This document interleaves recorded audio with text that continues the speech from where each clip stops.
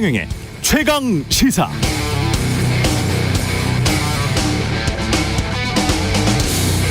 네, 국세청이 메가스터디, 시대인재 등 대형 입시학원에 대한 동시다발 세무조사에 착수했다고 합니다. 윤석열 대통령이 전임 문재인 정부를 향해서 반국가 세력이다 라고 지칭했다는 보도도 나와 있습니다.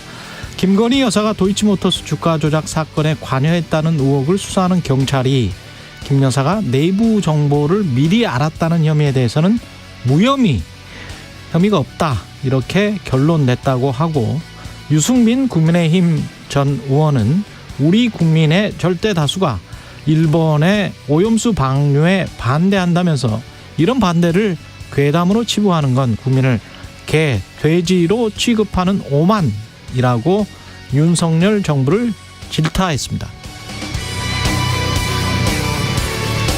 네, 안녕하십니까. 3월 2일 세상에 이익이 되는 방송 최경영의 최강시사. 3월 2일이 아니죠. 6월 29일이죠. 예, 저는 KBS 최경영 기자고요.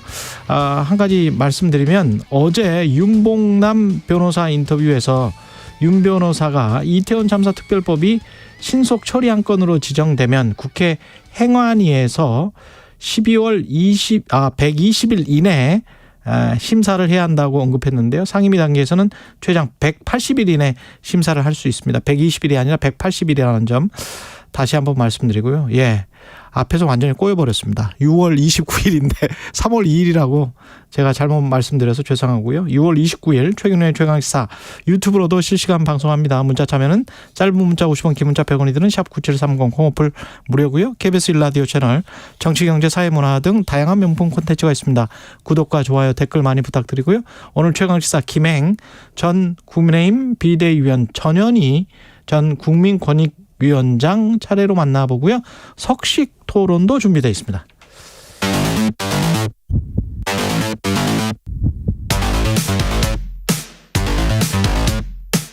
오늘 아침 가장 뜨거운 뉴스 언박싱. 네, 뉴스 언박싱 시작합니다. 민동기 기자, 김민하 평론가 나와 있습니다. 안녕하십니까. 예. 저는 3개월 전으로 돌아가고 싶으신 겁니까? 아니면 8개월 후가 빨리 왔으면 좋겠다는. 선동님은 어머 3월 2일은 결혼기념일이잖아요.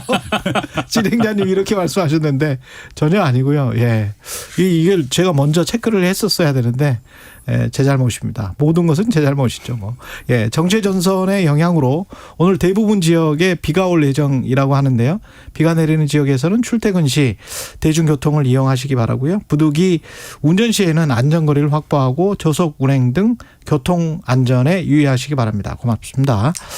그리고 윤석열 대통령, 아까 제가 오프닝에서도 말씀드렸는데 이게 정확히 지난 정부를 지칭하는 게 맞죠? 어감상, 그죠? 언론들도 그렇게 많이 해석을 하고 있습니다. 윤 대통령이 어제 한국자유총연맹 69주년 창립 기념행사에 참석을 했거든요.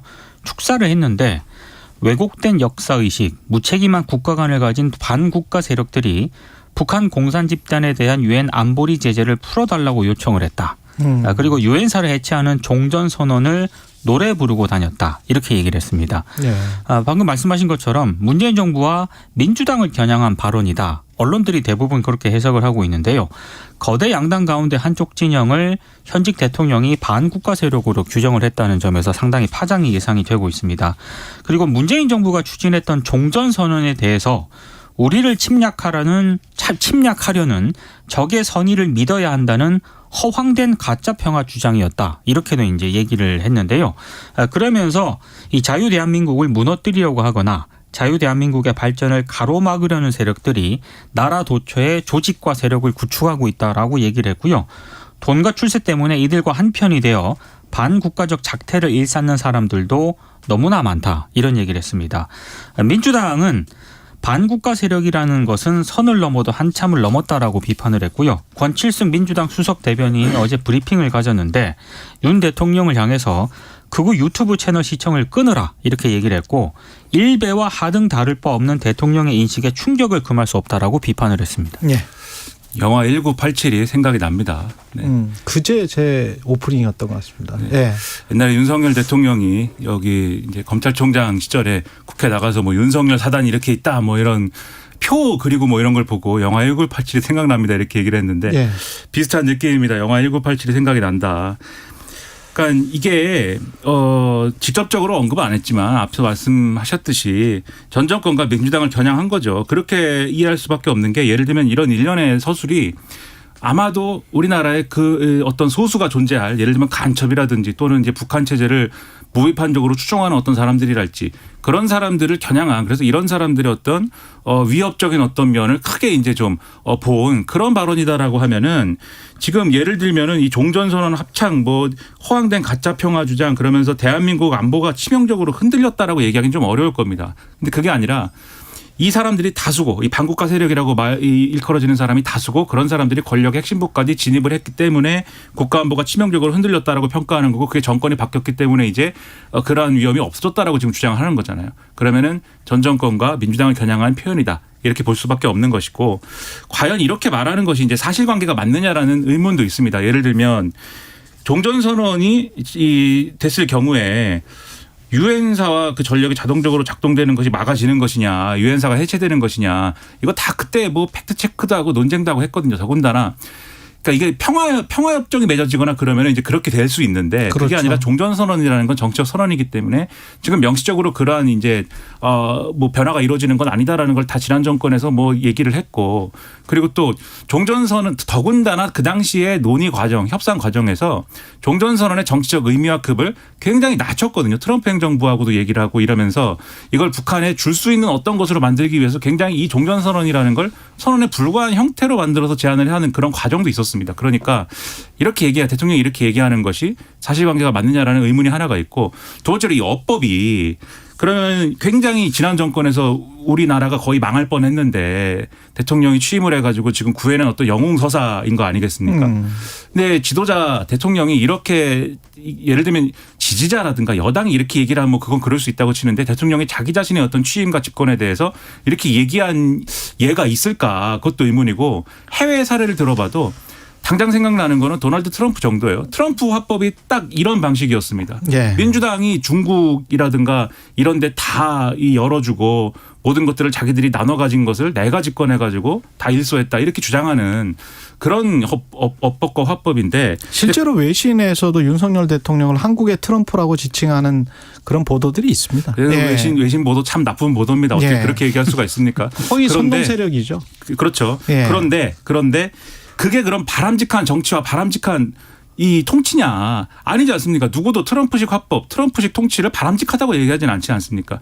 이런 발언과 이런 태도는 바꿔야 된다. 그런데 예를 들면 저는 이런 얘기를 하면서 참모들이 역할을 해야 된다. 이런 얘기를 하는데 앞서 말씀하셨듯이 참모가 아니라 주요한 직책에 앉은 사람들이 전직 대통령을 간첩이라고 얘기하고 그다음에 뭐 지금 여당 사람들을 김일성주의 추종한다 그러고 막 이런 일들이 있고 과거사를 다뤄야 되는 이 어떤 기관의 위원장은 아주 이상한 얘기라고 이런 걸 볼 때 오히려 그 사람들이 어떤 돌발적인 이유로 그런 자리에 앉게 된 게 아니라 그게 코드가 맞아갖고 앉은 거 아니냐 이런 의심까지 드는 거거든요. 그럼 안 되지 않습니까?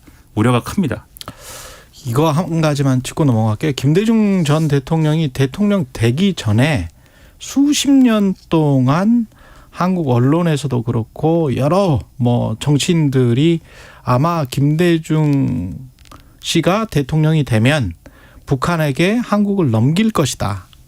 그때 막 공개적으로 사상 검증 토론회하고 막 이랬어요. 그래서 적화라는 말이 유행을 그렇죠. 했죠. 예.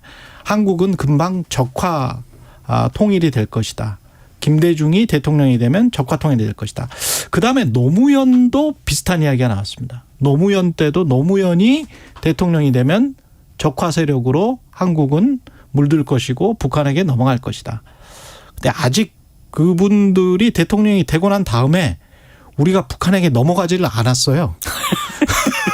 그러면 그렇게 주장을 수십 년 동안 해왔던 분들은 본인들이 허위 선동 세력이고 가짜뉴스와 괴담을 퍼뜨린 게 아닌지 스스로 성찰을 한번 해보셔야 돼요. 저는 그렇게 생각을 합니다. 그리고 왜 적화 세력에게 넘어가지를 않았지? 본인이 대통령이 됐는데 그러면 넘겨야지 당연히. 적화 세력이 돼서 적화 통일이 돼야 되는 거 아니에요? 김대중이 대통령이 됐었는데. 한국자유총연맹의 예. 창립 기념 행사에 김대중 전 대통령도 참석을 했거든요. 그랬었죠. 그런데 예. 좀 의미는 다릅니다. 그때는 한마디로 이제 어떤 포용의 의미도 하나 있었고 또 하나는 참석을 해서 김대중 전 대통령은 한국 자유총연맹도 시대 변화에 맞게 좀 바뀌어야 된다. 이런 것도 주문을 했거든요. 근데 윤석열 대통령 같은 경우에는 언론 표현에 따르면 피아 구분을 명확하게 하면서 지지 세력을 좀 결집하려는 그런 언어로 점철이 되지 않았습니까? 예. 그러니까 현직 대통령이 참석을 했다 하더라도 의미는 굉장히 다른 것 같습니다. 예. 근데 지지 세력을 결집을 시도하려고 해도 예를 들면 지난 대선 때 윤석열 대통령을 지지했던 유권자 중에는 과거와 같은 색채의 보수 정권이 다시 정권을 잡는 의미가 아니라 과거와도 다른 어떤 보수, 그러면서도 지난 정권의 여러 가지 잘못한 점들을 여러 가지로 고칠 수 있는 그러한 보수, 좀 더 발전된 보수가 집권하기를 원하면서 윤석열 대통령을 지지를 했을 거예요. 그러면 지금 결집을 모색하고 좀 끌어모으고 좀 이렇게 우리를 좀 지지해 주십시오라고 요청해야 되는 분들은 이런 분들인 것이지, 완전히 지금 사실은 이 한국 사회의 여론 지역 내에서도 다수라고 볼 수 없는 지금 그런 사람들, 이 아스팔트에 나가서 이 뭐 어떤 집회를 하고 그다음에 이 민주당과 지금 말씀하신 김대중 노무현은 간첩이다 류에 문재인은 간첩이다 이런 주장을 그냥 막 하는 그런 사람들을 결집시키기 위해서 이런 발언을 할 필요가 과연 있습니까? 이거는 득보다는 실이 훨씬 더 큰 그러한 행보이기 때문에 이렇게 네. 하면 안 된다는 겁니다. 민주주의도 수준이 다 다른 것 같아요. 근데 조악한 민주주의는 하지 말자. 안 했으면 좋겠다. 예, 전 세계 정치가 그랬으면 좋겠습니다. 한국 정치도 그랬으면 좋겠고요. 애종관님은 이제 그럴 나이 아닌가 합니다. 최 기자님 응원 한번 갑니다. 응원이 부족해서 그런가요? 그럴 나이라는 게 제가 막 헛갈렸다는 숫자를 숫자 6월인데 3월이라고 한. 네. 예. 그 정도는 아닌데. 제가 그리고 윤석열 정부 덕분에 나이가 많이 낮아졌어요. 아, 예, 그렇죠. 어려졌습니다. 예. 저도 낮아졌습니다. 예, 그렇죠. 네. 3084님, 오늘도 좋은 하루 화이팅입니다. 저도 최경영의 최강시사와 함께 출발합니다. 뉴스 언박싱 가자! 이렇게. 대통령이 선거에서 지더라도 나라를 위해서 재정 긴축을 해야 한다. 이런 이야기를 했습니다. 어제 이제 청와대 영빈관에서 윤 대통령이 국가 재정 전략 회의를 열었거든요. 예. 그러니까 지난 1년간의 재정 운영 성과를 평가를 했고 향후 5년간 재정 운영 계획 등을 논의를 했습니다. 이제 그 자리에서 인기 없는 긴축 재정, 건전 재정을 좋아할 정치 권력은 어디에도 없지만 불가피하기 때문에 하는 것이다. 정치적 야욕이 아니라 국가와 국민을 생각한다면 긴축 건전 재정이 지금은 불가피하다. 이렇게 얘기를 했습니다. 그러면서 노조, 비영리 단체 등에 지원되는 정치적 성격의 보조금을 완전히 제로 베이스에서 재점검하겠다. 그리고 표를 의식하는 매표 복지 예산은 철저히 배격해야 한다. 이런 점을 강조를 했습니다. 근데 지금 뭐 법인세도 감세를 했고요. 그리고 뭐 경기 둔화되고 기업 실적도 악화가 되기 때문에 당장 올해 정부의 국세 수입만 언론들의 예상치를 보니까 최대한 40조 원 정도는 그렇죠. 덜 거칠 것이다라는 전망이 나오고 있거든요. 그러니까 내년 예산 편성에도 일단 적신호가 켜진 그런 상태인데 법인세 감사할 때부터 최경영의 최강시사에서 이미 말을 했잖아요. 그렇습니다. 예. 이런 전망을 했었는데 기재부는 계속 안 그럴 것이다. 뭐 추경도 없을 것이다. 뭐 이런 이야기를 계속 그렇죠. 해뒀고. 그러니까 이런 예. 상황이라면 꼭 필요한 곳에 써야 할 지출도 줄여야 되는 그런 상황인데 이제 어제 회의에서는 이 구멍난 재정을 어떻게 수습을 할지에 대한 뾰족한 해법은 좀 제시하지 않았고요. 단순히 그냥 관료들한테 예산 감축하라 이런 가이드라인을 좀 제시를 한 게 아닌가. 그래서 이런저런 논란이 좀 제기가 되고 있습니다. 저는 뭐 그러한 뭐 긴축 재정과 건전 재정을 목표로 하는 그러한 정책적인 방향은 있을 수 있다고 생각하는데 두 가지. 첫째, 그것이 얼마나 효율적으로 작동하는 방식으로 지금 이 사안을 다루고 있느냐. 둘째, 그게 지금 상황에 이제 맞는 대책이냐. 이 두 가지를 짚어야 되는 것인데 일단 감세는 긴축입니까? 감세하고 긴축은 맞습니까? 저는 그건 잘 모르겠습니다. 반대 상치되는 그렇죠. 게 그렇죠. 예. 감세는 사실은 부양 어떤 경우에는 부양이죠, 부양. 그렇죠. 부양의 수단인 것이고. 기본 건축비 인상시킨 거는 부양입니까? 감사입니까? 그러니까 말입니다. 긴축입니까? 그러니까 이게 사실 어떤 부분에 있어서는 감세가 필요하고 그 감세를 하면은 낙수 효과에 의해서 이 경제가 다 좋아질 것이다. 이렇게 얘기를 하면서 이제 예를 들면은 어떤 뭐 복지라든가 그다음에 이런 데 좀 들어가는 좀 윤석열 대통령의 설명에 의하면은 별로 효과 없는 그러한 어떤 지출은 또 건전 재정과 이 어떤 지출을 줄여야 되는 긴축이 필요하다 이렇게 얘기를 하는 것은 그 결과를 놓고 보면은 그러면 누구에게 유리한 재정 정책이 되는 거냐 이런 의문이 들고요. 그다음에 이게 사실 지금 확장 재정이나 돈을 좀 푸는 정책이 시기에 따라서 인플레이션이나 이런 것들이 굉장히 올라가고 있고 뭐 이런 상황에서는 그게 독이 되는 경우도 물론 있습니다. 그리고 지금이 그런 상황일 수 있는데 그렇다고 하면 그것에 의한 부작용을 또 어떻게 경감할 것이냐는 대책이나 이런 것들이 같이 있어야 되고 그걸 통해서 지금 상황에 어떻게 대응을 한다. 이런 틀이 있어야 되는 거거든요. 아니 그러려면 중앙은행을 독촉해서라도 빨리빨리 금리를 인상을 해라. 눈치 보지 말아라. 정부는 그 경기에 찬물을 끼얹어서라도 빨리 인플레이션을 잡을 의지가 있다라고 추경호 부총리나 대통령이 이야기를 해야죠. 중앙은행이 자율적으로 하는 거지만 정부는 빨리 인플레이션을 잡을 의지가 있다. 그렇기 때문에 우리는 재정 긴축을 하는 것이다. 그게 이제 경제 목표거든요. 그러니까 재정 긴축이 경제 목표가 되어서는 안 되는 것이고 경제 정책의 목표는 이게 인플레이션을 잡는 것. 네. 인플레이션을 잡는 게 지금 전 세계 경제 정책의 목표인데 계속 재정 긴축이 경제 정책의 목표처럼 이야기를 하고 있는 것은 굉장히 정치적이다. 그러니까 이거는 경제 정책을 하는 게 아니고 굉장히 정치적이다. 이것 자체가 저는 상당히 아까 지금 자유총연맹에서 한 발언하고 거의 비슷하게 본인들을 현 정부를 지지하는 정파에게 강한 메시지를 주는 것 그것 이상 그 이하도 아니다. 더 우려되는 건 미국에서는 올해 안에 금리 한 2번 더 올릴 수 있다라고 그렇죠. 지금 계속 얘기가 나오고 있지 않습니까? 왜 인플레이션 이야기를 해야지 지금 재정 긴축 이야기를 그렇죠. 하는지 모르겠어요.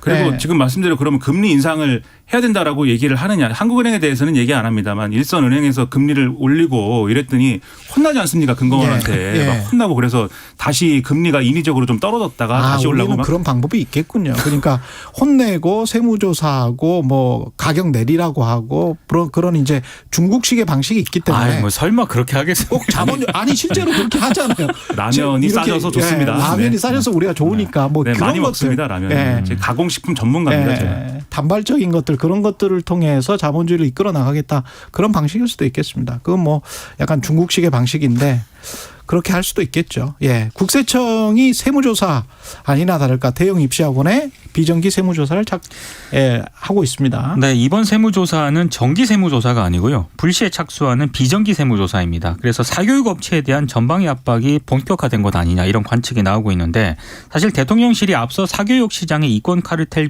비위와 관련해서 사법적인 조치가 필요하다면 생각해 볼 수 있다라고 엄정 대응을 예고를 한 그런 상황이었거든요. 그래서 정부가 굉장히 발빠르게 움직였기 때문에 사교육 업계에 대한 전방위 압박이 앞으로 본격화될 것이다라는 그런 해석이 나오고 있습니다. 이번 세무조사에 앞서서 교육부와 공정거래위원회가 사교육 업체를 대상으로 법 위반 행위가 있는지 살펴보는 작업에 이미 착수를 했습니다. 교육부 같은 경우에는 지난 22일부터 사교육 카르텔 부조리 신고센터를 개설을 해가지고요. 뭐 사교육 수능 유착 의심 신고라든가 허위 과장 광고 등의 신고를 받고 있는데 이 신고가 마무리가 되면 공정위가 또 법률 위반 여부 등을 검토할 계획이라고 합니다. 아무래도 여러 사교육 업체가 동시에 세무당국의 조사 대상에 올랐기 때문에 국세청의 비정기 세무조사가 사교육 업계 전반으로 확산될 가능성도 있는 그런 상황입니다. 저는 뭐 사교육 업체가 돈을 많이 벌고 이런 것에 대해서 사실 마음속 깊은 곳에서는 분노가 이깁니까? 그렇죠. 그것이 싫다 이런 기분을 갖고 있습니다. 그런 감정을 갖고 있지만 정책을 추진하는 데 있어서는 뭐 이런 것들이 어떻게 비춰질까 이런 것도 이제 생각을 해야 되는 거잖아요. 그래서 정말 이 사교육 업체들이 정말 뭔가 잘못하고 세금을 탈루하고 있고 현금 결제를 유도해 가지고 세금을 안 내고 있다 그러면 그걸 뭐 정기 세무조사를 통해서든 비정기 세무조사를 통해서든 바로 잡아야죠. 근데 그렇죠. 제가 우려하는 거는 이러한 통치 방식이 국민들에게 어떻게 비춰질까인데 이게 모든 부처의 수사기관화 되고 있는 것 같은 느낌이 들어요. 예를 들면 국토교통부다라고 했을 때 현장에 국토와 교통에 관련된 제도를 개선하고 그것을 부조리하게 만드는 구조적인 문제들을 바꿔야 되는데 그게 아니라 건폭을 잡고 건폭을 수사한다 이렇게 가는 거지 않습니까? 교육도 뭔가 교육과 제도를 바꾸고 구조적인 문제를 해소하는 그러한 틀을 가지고 얘기를 하자 이게 아니라 킬러 문항을 체포하고 지금 사교육 업체 사교육 비용을 줄여야 된다라고 얘기를 하면서 그것의 어떤 이행 방안은 사교육 업체로 혼내주는 것이다. 이렇게 가는 것처럼 비춰지면 국민들 입장에서는 이게 단기적으로는 저처럼 좀 삐뚤어진 심성의 사람은 좀 시원하다 이렇게 생각할 수도 있어요. 하지만 예. 장기적으로 이게 효과가 있을까 그런 의문을 갖게 된단 말이죠. 이런 거 말고 이런 것도 해야 되겠지만 이런 거 말고 좀 더 이제 구조적인 어떤 제도적인 그런 변화를 가져올 수 있는 그런 로드맵과 비전이 계속해서 언급이 돼야 된다 이런 생각입니다. 우리가 고위공직자들 재산 검증을 해도 재산이 많다고 그 사람을 비난하지는 않습니다. 그렇죠. 예, 재산 형성 과정에서 탈불법이 있는지를 이야기를 하는 것이고요. 사교육 업체들이 탈불법이 있어서 세무조사하고 그거에 관해서 뭐 정당하게 돈을 내라 이거는 맞습니다만은 강남에 집을 가지고 있고 뭐 그래서 비난을 하고 뭐 이런 것들 이거는 지양해야 되는 거 아니에요? 그렇죠. 예. 그런 보도를 또 어떤 정부에서는 주로 하고 어떤 정부에서는 그런 보도 자체를 안 해버리고 그런 언론의 특이한 현상도 나타나는데 자본주의 원칙은 재산 형성 과정에 탈북법이 그럼요. 문제가 되면 그것만 네. 조사하는 거지 재산이 많고 적고 소득이 많고 적고 이거는 문제가 될 거는 없습니다. 예, 오히려 존경을 해줘야죠. 예. 뉴스 언박싱 민동기 기자 김민환 평론가였습니다. 고맙습니다. 고맙습니다. KBS 1라디오 최경영의 최강시사 듣고 계신 지금 시각 7시 41분입니다. 날씨 정보입니다. 서울과 중부 서해안에 호우주의보가 발효 중입니다. 저기압과 정체전선의 영향으로 내일까지 전국에 많은 비가 오겠습니다. 글피까지 이어지는 지역도 남부 일부 지역으로는 있겠습니다. 서울 등 중부와 영남 지방으로는 50에서 150mm 안팎, 경기 북부와 호남, 제주 100에서 250mm 내외, 강원 동해안 20에서 80mm의 비가 예상됩니다. 천둥, 번개, 돌풍 동반해서 시간당 30에서 60mm로 매우 강하게 쏟아질 수 있겠습니다. 산사태, 축대 붕괴 등 피해 없도록 주의하시기 바랍니다. 그리고 전국적으로 바람 또한 강하게 불겠는데요. 특히 제주 산지와 서해안의 바람이 매우 강하겠고 또 오늘 밤부터 먼바다 쪽 물결이 굉장히 높게 일겠습니다. 최대 4m로 일 걸로 보입니다. 낮 기온은 서울 25도 등 23에서 29도 분포로 어제보다 낮겠습니다. 지금 서울의 기온은 25.2도입니다. 날씨 정보였고요. 다음은 이 시각 교통 상황 알아보겠습니다. KBS 교통정보센터의 정현정 씨입니다. 네, 비가 오고 있는 출근길입니다. 평소보다 안전거리 잘 확보해 주시고요. 저속 운전도 때에 따라 필요하겠습니다. 서울 시내 교통량은 평소보다 많지 않습니다. 다만 내부 순환도로인데요. 성수분기점 방향으로 홍지문 터널 안이 조금 막힙니다. 경부고속도로 서울 쪽으로는 목천 터널 부근 2차로에서는 장애물 떨어져 있고요. 기흥에서 수원까지 밀립니다. 반대 부산 쪽으로는 한남에서 서초까지 막히고 있습니다. 서해안고속도로 서울 방향은 광명역에서 금천까지는 6km가량 정체고요. 반대 목포 쪽으로는 비봉 부근에서 막히고 있습니다. 8탄 분기점에서 화성휴게소까지 천천히 갑니다. KBS 교통정보센터에서 정현정입니다. 오늘 하루 이슈의 중심. 당신의 아침을 책임지는 직격 인터뷰. 여러분은 지금 KBS 1라디오 최경영의 최강시사와 함께하고 계십니다. 네, 요즘 뜨거운 정치 현안들 김행 전 국민의힘 비대위원과 살펴보겠습니다. 안녕하십니까? 안녕하세요. 예, 지금 좀 급하신 것 같아서 시간도 별로 없고요. 판넬을 가지고 오셨는데 어떤 이야기를 하고 싶으신 거예요? 며칠 전에 수능과 관련된 며칠 이야기. 전에 예. 그 우리 유승민 예, 전 전 의원. 대표께서 예. 나오셔갖고 저를 막 비난을 하셨어요. 예. 비난하신 게 근거가 있으면 좋은데 예. 뭐 그분이 진짜 가짜 뉴스 생산자더라고요. 이런 유승민 얘기를 전 의원이 하셨어요. 그게 네. 잠깐만요. 네. 사람들한테 설명을 네, 네. 하기 위해서 아보아다 사태가 더욱 꼬였다. 킬링 캠프라는 게 그냥 모의고사 문제집이다. 국민의힘 패널이 나와서 팩트 체크도 안 하고 가짜 뉴스가 돌아다니는 거다. 여기에서 이 국민의힘 패널이 저예요, 저. 예, 제가 이거 갖고 김행전 왔습니다. 비대위원. 이거 보여드릴게요. 예. 예. 이거요, 킬링 캠프 파이널 모의고사라는 예. 이것은 뭐 이거를 이제 현우진이라는 분이 쓰신 것 같아요, 주로. 예, 그렇죠. 예, 그래서 이제 킬링 캠프 파이널 이건 모의고사예요. 그래서 이 모의고사라는 거는 그건 뭐냐면 얼마 안 되던데. 이거는 6만 원인가 그렇. 6만 9천 원. 예, 예. 그래서 시험지 6개를 예. 집으로 우편으로 배송을 해요. 그럼 그렇더라고요. 집에서 본인이 풀어보는 거예요. 예. 그리고 그것을 갖다가 그 해설서도 물론 같이 가긴 하는데 예. 그것의 시험 문제지에 대한 그 해설풀이를 또 하려면 예. 또 돈을 내야지 돼요. 예. 또 6만 얼마를 6만 3,000원을 내서 총 13만 2천 원 이렇게 내는 거. 그러니까 예. 모의고사 실전 시험이고 이거는 킬링 문제하고 상관이 없습니다. 예. 그렇죠. 모의고사니까 예. 킬링 문제는 몇 개 없는 거잖아요. 예. 그러니까 이건 일반 모의고사예요. 이걸 사교육이라고 하는 바보는 없습니다. 아니 근데 그래서 김행 의원께서 하신 말씀에 제가 한 뜻은- 말은 정확하게 이렇게 얘기했어요. 예, 어떻게 말씀하셨어요? 어떻게 얘기를 했냐 방송에서 예. 1타 강사가 킬링 문학만 가르치는 캠프. 일타 강사가 킬링 문학만 가르치는 캠프가 지금 존재를 합니다. 아, 그런 게 이제 수백만 원이다. 그렇죠. 아. 1타 강사가. 예. 그래서 참고로 보시면 예. 사고내 여기 보세요. 예. 최상위권 킬러 분석, 예. 수준별 수능 완성 과정, 팀 수업, 개인 수업. 이게 1타 강사들이 이런 게 이제 실제로 있다. 예, 그렇죠. 그래서 이것이 지금 여러 가지 이름으로 무한 복제되고 있어요. 1타 강사들 또는 출강 강사들에 의해서. 예. 그래서 이제 예를 들어서 이름을 보자면 뭐 쪽집게 가외, 비밀 스터디, 킬링 스터디, killing 캠퍼스, 뭐 심지어는 올 킬링 캠퍼스, 올 킬링 왜 그렇게 죽이고 싶어 하는 거야? 올케어 팀 이렇게 예. 다양한 형태를 통칭 우리가 킬링 캠퍼스다. 예. 킬링 문제만 뽑아주는 그분들의 가격이 얼마냐. 예. 이게 밤 10시 이후에 스터디 카페 예. 또는 프리미엄 그 독서실이 따로 있대요. 학원 내에. 또는 오피스텔 등에서 비밀 점주직으로 이것도 2-3명 그 엄마들이 완전히 점주주고 남한테 가르쳐 주기 싫으니까 예. 이렇게 해서 하는 학원 운영인데 주 1회 2시간 하면 월 500만 원. 이것이 통상 가격이고 이건 굉장히 싼 그래도 평균적인 예. 이 킬링 캠프만 가르치는 예. 이 킬링 문제만 이런 학원들이 있고요. 예. 이것은 뭐 3과목 이렇게 가르치면은 심지어는 4과목을 드림팀 강사를 운영을 해서 예. 1,700만 원을 받는 데도 있고 억대도 있고 예. 더 중요한 것 하나 말씀드리고 예. 갖고 싶어요. 예. 오마카세라는 것도 있어요. 예. 오마카세 강의. 그게 뭔지 아세요? 오마카세는 네. 어른들이 먹는 거 아닙니까? 오마카세가 왜 오마카세? 아시다시피 소고기 주방장 오마카세. 특선 요리죠. 예. 그거는 학생별 완전 맞춤형 오마카세 강의가 예. 별도로 또 이건 완전히 프리미엄 시장이죠.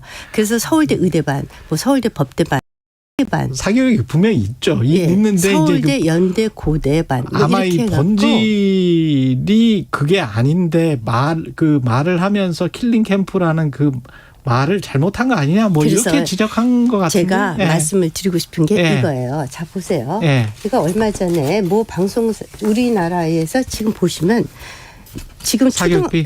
아니 요거는 이제 예. 88.1% 이제 고소득층은 88%가 예, 800만 원 이상 저소득층도 57%. 57%가 사교육을 하고 있습니다. 예. 지금 사교육 시장이 26조예요. 예. 26조인데 이것은 공식적으로 집계가 된 거고 비밀 쪽집게가 왜 킬링 캠프 뭐 여러 가지 다양한 형태로 예. 이렇게 복제되는 그런 형태에서 이루어지는 비밀 쪽집게 킬링 캠프들은 예. 저기 조사도 안 된 거예요. 아. 공식적으로 된 것만 해도 알겠습니다. 144.8만 원. SBS 보도입니다. 예, 예. 그래서 사교육비로 보통 소득의 소득의 28.3%를 지출을 한다. 많이 이래서 들어갔죠. 예. 이래서 이게 문제거든요. 예. KBS 기자들도 아마 또 임직원 분들도 초중고등학교 학생들을 갖고 있는 계신 후달리시오. 임직원들은 200-300만 원 이상 지금 후달릴 거예요. 예, 아니 후달리죠. 66,000원짜리 얘기하려고 했었던 게 아니에요. 예, 예. 이것은 그냥 모의고사라는 거예요. 예, 예. 모의고사를 사교육으로 착각할 정도이면 이 사람이 이렇게 얘기했어요. 이분이 예. 대통령에 대해서 아무것도 모르면서 교육에 대해서 얘기를 한다. 예. 뭐 이렇게 말씀하셨죠. 예. 이분은 아무것도 모르는 경제학 박사예요. 실물 경제는 도대체 알지를 못하는. 예. 그리고 또 하나 이분의 정치적 위치에 대해서 말씀을 드리고 싶어요. 예. 이분의 정치적 위치는 이명박, 박근혜, 윤석열, 자당의 대통령의 공식 공격 저격수죠. 그것으로 몸값을 올리는 예. 그거 아니면 예. 이것이 전형적인 가짜뉴스 아닙니까? 아니 누가 이거 모의고사 얘기한 거예요 지금? 아. 모의고사를 누가 킬링 문제라고 얘기를 해요. 어저께 이 대통령께서 이야기는 이제 충분히 말씀하신 것 어저께 같아요. 대통령께서 예. 자총회 가셔죠. 예, 예. 자총회 가셔서 딴 이렇게 이야기 하실 거죠? 네, 예. 자총회 가셔서 이렇게 예. 자유총연맹. 얘기하셨어요. 네, 예. 자유총연맹 예. 그 반국가 기념식에 세력? 69주년 기념식에 가셨죠. 반국가 세력 이야기했죠. 허위 선동, 예. 조작, 가짜 뉴스가 자유 대한민국을 위협한다. 예. 어떻게 보면 굉장히 셀 수 있어요. 예. 신문으로 치면 제목을 화끈하게 뽑았죠. 예. 그런데 사실 뭐 저는 이런 의미에서 보면은 예. 이거 지금 대한민국의 공교육을 정상화하고 사교육 특히 불법적인 사교육을 없애고 교권을 세우겠다는 그런 교육개혁에 그야말로 반 국가 세력에 앞장선 게 유승민이라고 저는 생각을 해요. 아니 도대체 말도 안 되는 그러니까 가짜 뉴스. 반국가 세력이 유승민 전 의원이고 비슷한 이야기가 비슷하게 하면 이준석 전 대표도 인강은 패스 끊어서 그냥 들으면 여의도 국회의원 어르신들 하루 회식값도 안 되는 경우가 많다. 이준석 대표님이 하버드 대학을 나오셨죠. 예, 하버드 대학 대한민국의 나왔죠. 모든 분이 아십니다. 예. 그분이 박근혜 대표 시절에 20대 때 그 야학에 굉장히 중요한 일들을 하기도 했지만 그때 하버드 대학을 나왔다는 것으로 전격적으로 비대위원으로 그렇죠. 아무래도 타이틀이 들어오셨죠. 뭐. 타이틀이 대한민국의 타이틀 사회 아닙니까? 예. 유승민 위스콘신 경제학 박사, 이준석 하버드 대학 출신.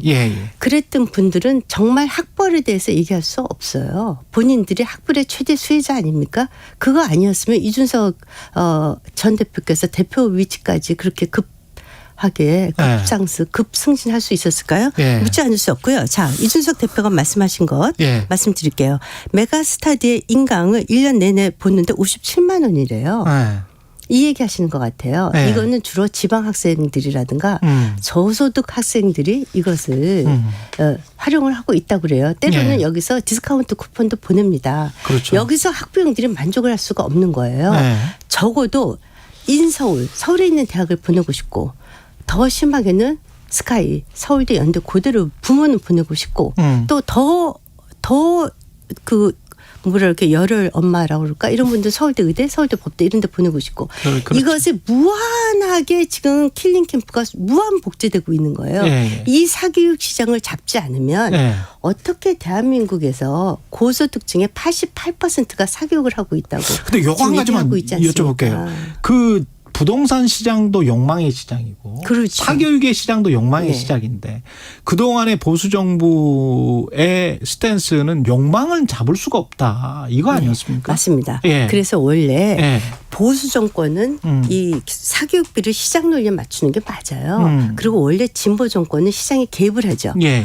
제가 뭐 잠깐 말씀드리면 유승민 의원이 케인즈 쪽 공부하셨다고 그래요. 케인즈 학파라는 것이 그 국가가 개입을 한다는 쪽에 더 방점을 두죠. 그렇죠. 시장을 좀 불신하는 쪽이죠. 그분은 어떻게 보면은 그 진보 쪽에 좀 가까울 수도 있어요. 뭐 케인즈 학파를 꼭 진보라고 할 수는 없지만 그 국가의 개입을 주도하는 거거든요. 그런데 거꾸로 어떻게 됐냐. 오히려 이명박 박근혜 때 국가가 더 많이 적극적으로 개입을 했습니다. 그때 선행학습 절대 금지시키고 그 학생들의 그 만족도 조사, 만족도를 계속해서 체크하고 특히 민주당에서도 선행 학습은 악마다 이렇게 얘기하신 분들도 계세요. 또 강민정 의원은 킬링 문항 그 제발 그 방지 대책까지 세웠어요. 저는 제가 조희연 현재 교육감하고 공부를 같이 했습니다. 이분이 굉장히 똑똑하시죠. 근데 제가 이분이 진보 쪽에서 그 당선되신 분이라 이른바 진보 교육감? 진보 교육감이죠. 저랑 대학원을 같이 다녔습니다. 이분이 이렇게 얘기를 했어요. 그 지난 정부에서 연금과 부동산이 폭발적으로 상승했다. 왜냐하면 그 관령으로 접근하고 적극적으로 해법 모색을 못했다. 이것이 문재인 정부의 실상이었습니다.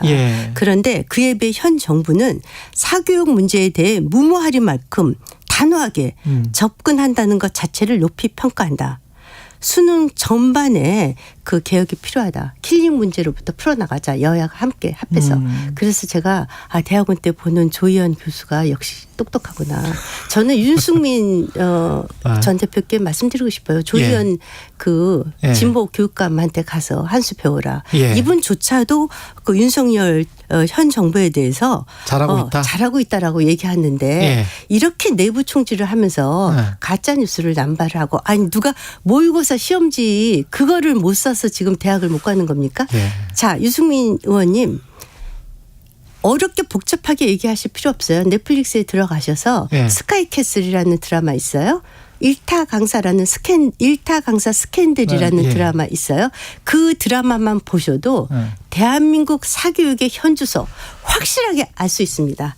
제발 내부 분탕질 좀 그만하시고 내부 분탕질이다. 현 실물 경제 모르는 경제학 박사가 도대체 대한민국 발전에 어떠한 기여를 하실지 좀 고민해 주셨으면 좋겠습니다. 네. 일타 스캔들. 일타 강사 스캔들. 일타 스캔들. 일타 스캔들인가요? 네, 제가 그거 다 봤어요. 그리고 제가 요거 하나만 더 말씀드릴게요. 제가 그때 당시 이거를 말할 때 취재까지 했습니다. 취재까지 해서 저희 딸이 원래 기자 출신이시니까. 저희 딸이 2등급이다. 그래서 제가 학원비 좀 뽑아달라고 그랬어요. 강남에 있는 학원이에요. 그래서 지금 20초밖에 안 남았습니다. 그랬더니 얼마 뽑아줬냐? 405만 원 뽑아줬어요. 한 과목에? 다섯 과목. 국영수, 사탐. 싼 편이에요. 싼 편이죠. 그리고 더더군다나 대입 컨설팅 수시학종은 904만 원 뽑아줬습니다. 이거와 또 별개로 또 뭐가 있냐? 논술 킬링 논술이 또 따로 있대요. 알겠습니다. 여기까지 듣겠습니다. 오늘 작정하고 나오셨습니다. 김행 전 국민의힘 비대위원이었습니다. 고맙습니다. 네, 감사합니다.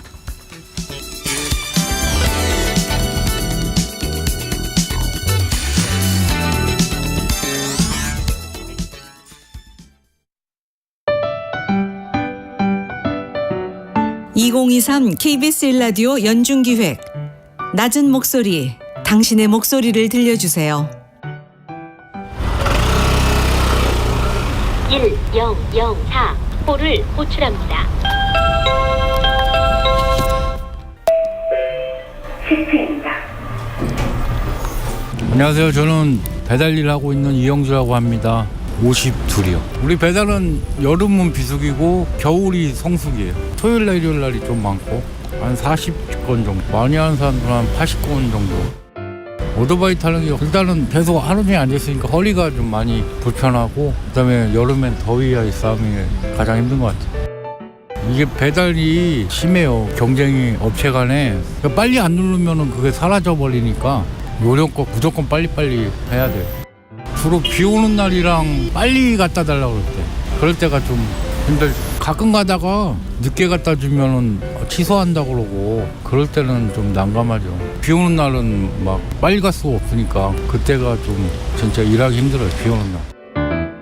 난폭 운전한다고 그렇게 생각하시는데 그건 아니고 빨리 소비자들한테 갖다 주기 위해서 어쩔 수 없이 그렇게 하니까 그걸 이해해 주셨으면 감사하겠습니다.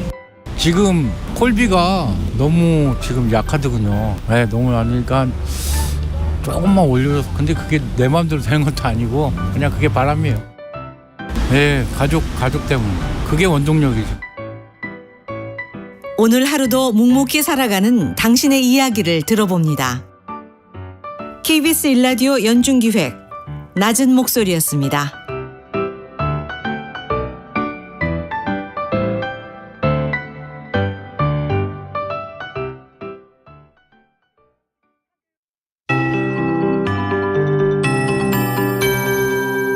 KBS 58분 날씨.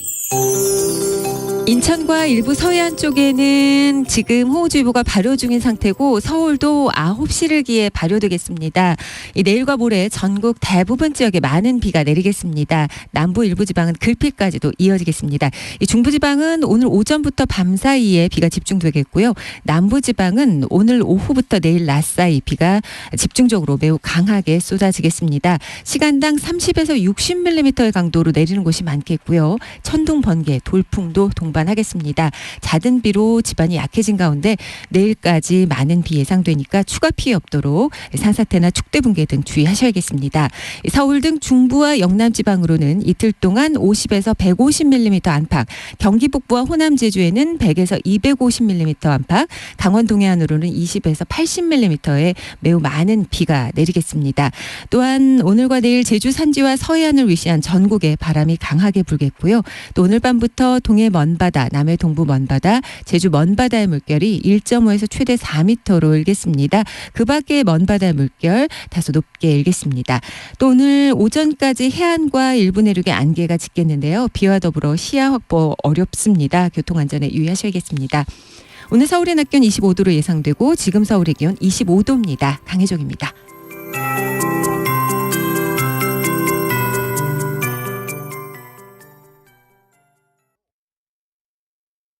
정성을 다하는 국민의 방송 KBS가 8시를 알려드립니다.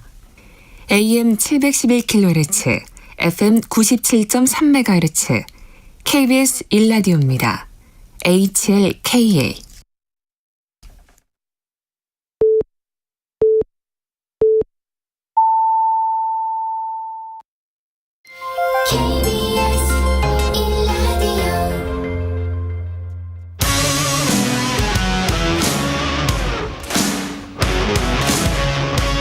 오늘 하루 이슈의 중심 최경영의 최강 시사.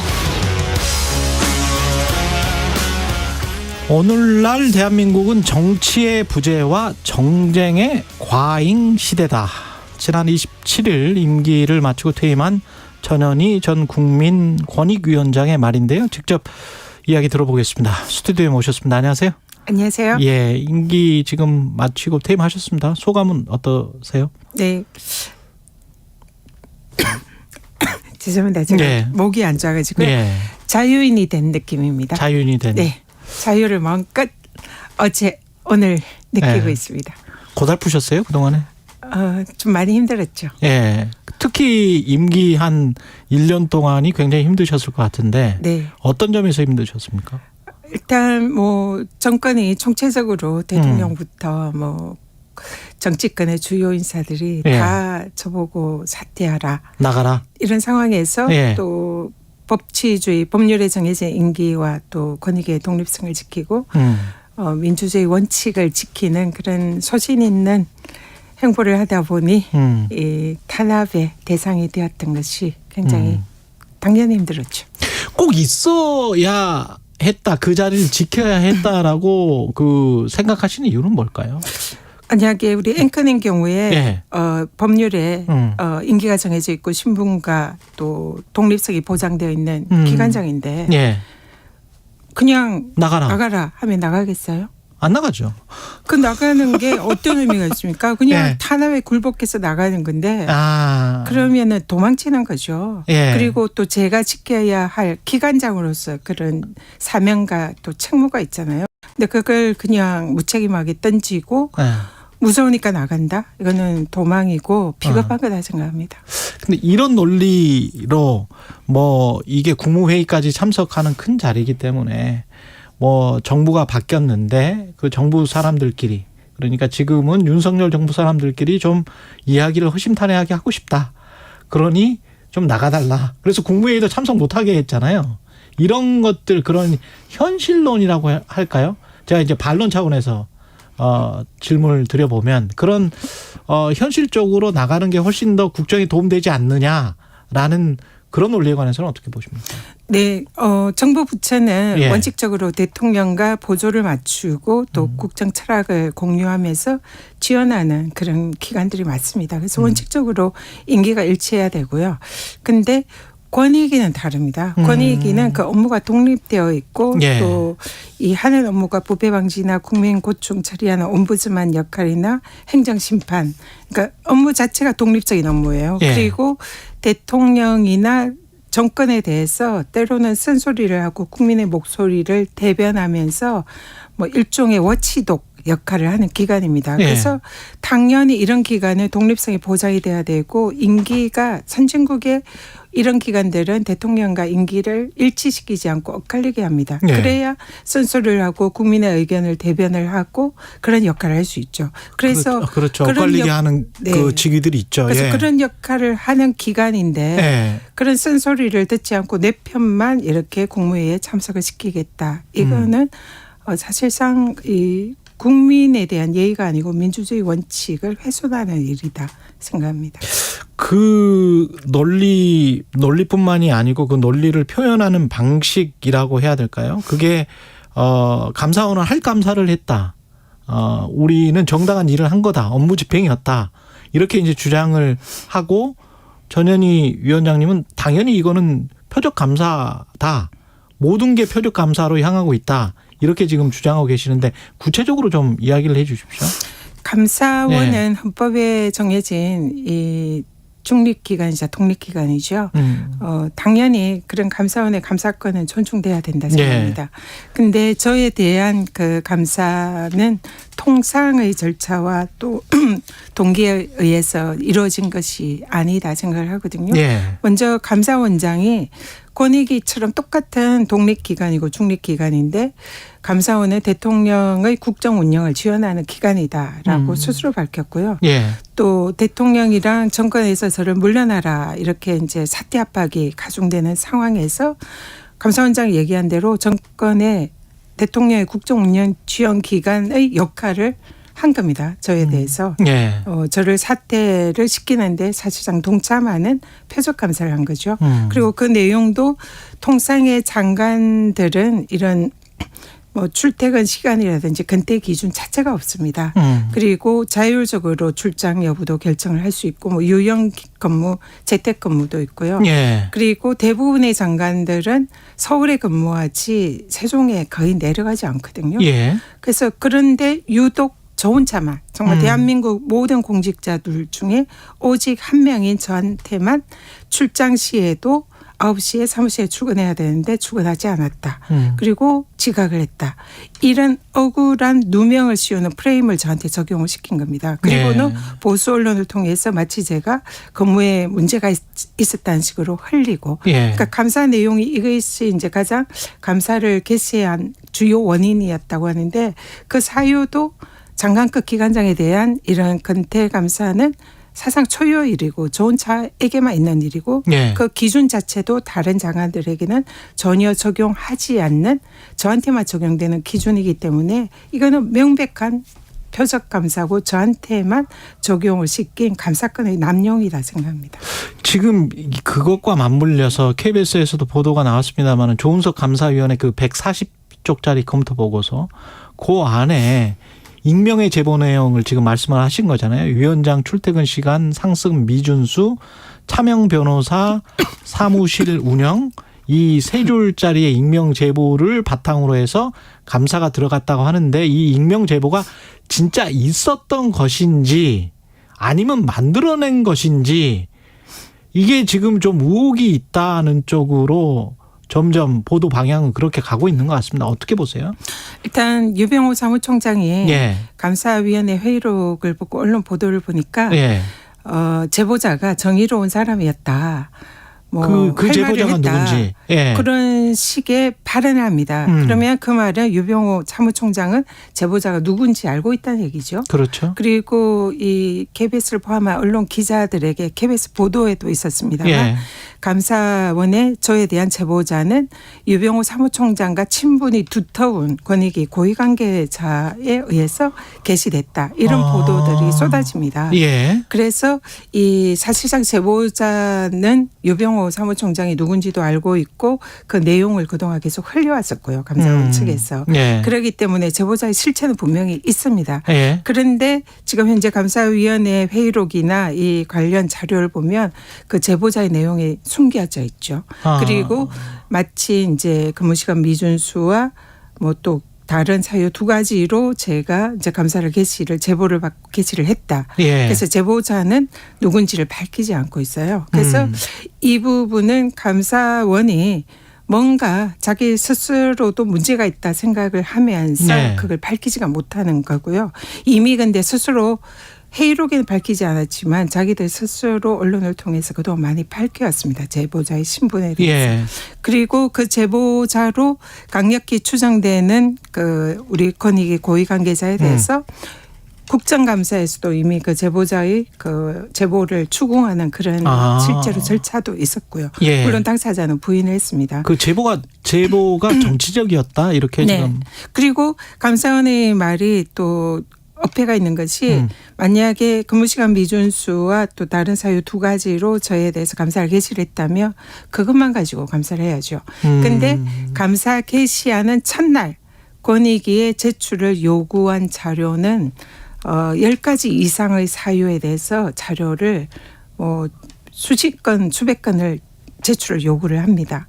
그러면은 감사원 사무처도 이미 제보 내용이 그것뿐만 아니라 상당히 많은 양의 제보 내용을 가지고 감사 시작을 했다는 거고요. 그러니까 앞뒤가 맞지 않죠. 그래서 제가 내린 결론은 감사원이 제보자를 숨기고 있다. 그리고 제가 계속 그 감사 도중에 얘기를 했던 것이 제보자로 추정되는 사람과 그다음에 감사 도중에 저에 대해서 허위 무고의 증언을 한 직원이랑 두 사람이 일치한다. 그래서 이거는 감사원 측의 조작 감사다라는 이런 주장을 하고 있고요. 실제로 이 부분은 공수처에서 이제 수사 중이니까 곧 예. 진실이 밝혀질 거다 생각합니다. 그렇군요. 근데 감사원 쪽의 입장으로 제가 반론을 한다면 공무원이기 때문에 민간인이 아니고 그리고 감사가 원래 뭐 행정부 대상으로 하는 거니까 적극적으로 감사하는 게 맞지 않느냐. 이런 반론에 관해서는 어떻게 보십니까? 적극적으로 우리는 감사를 했다. 네, 뭐 그건 당연하다 네. 생각합니다. 근데 예. 그 기준이 그런 얘기 들어보셨어요? 한 사람이 제보를 했는데 아니면 예. 이런 허술한 두 줄짜리 제보를 했는데 기관장인 장관급 인사를 감사를 한다.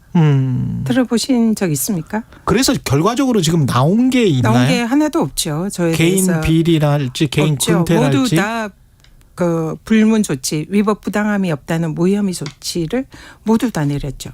그러니까 감사 개시 자체가 터무니없고 통상의 경우에는 그런 두 줄짜리 제보를 하면 모두 종결합니다. 감사를 개시하는 경우가 예. 일반인들도 일반 공직자들도 그런 거로 감사를 하지 않습니다. 그런데 장관급 고위 공직자 그것도 한 번 또 대한민국 출범 이후에 장관급 기관장에게 근무 시간이라든지 이런 것을 문제 삼지 않았던 감사원이 최초로 저에게 그런 내용으로 감사를 하는 거죠. 그러니까 감사 개시도 있을 수 없는 사상 초유의 일이고 또 그 내용도 허접하게 짝이었고 결과도 사실상 모든 것이 무혐의 결정이 난 사안이라 이거는 저를 사퇴를 압박하기 위한 그런 표적 감사였다라고 볼 수밖에 없는 거죠. 1년 동안 감사를 통해서 괴롭힘을 당한 것이다? 이렇게 생각합니다. 감사원이 처음에 저한테 감사를 개시하면서 자료 요구를 하잖아요. 예. 통상 지금 현재 다른 기관들 어떻습니까? 대부분 옷을 벗었죠. 감사 개시에서 감사 자료 요구하면 겁먹고 아니면 다른 이유로 귀찮아서 하여튼 여러 그렇죠. 가지 이유로 모두 다 옷을 벗었습니다. 예. 몇 분을 제외하고. 예. 근데 저는 옷을 벗지 않았고 끝까지 거기에 저항을 했습니다.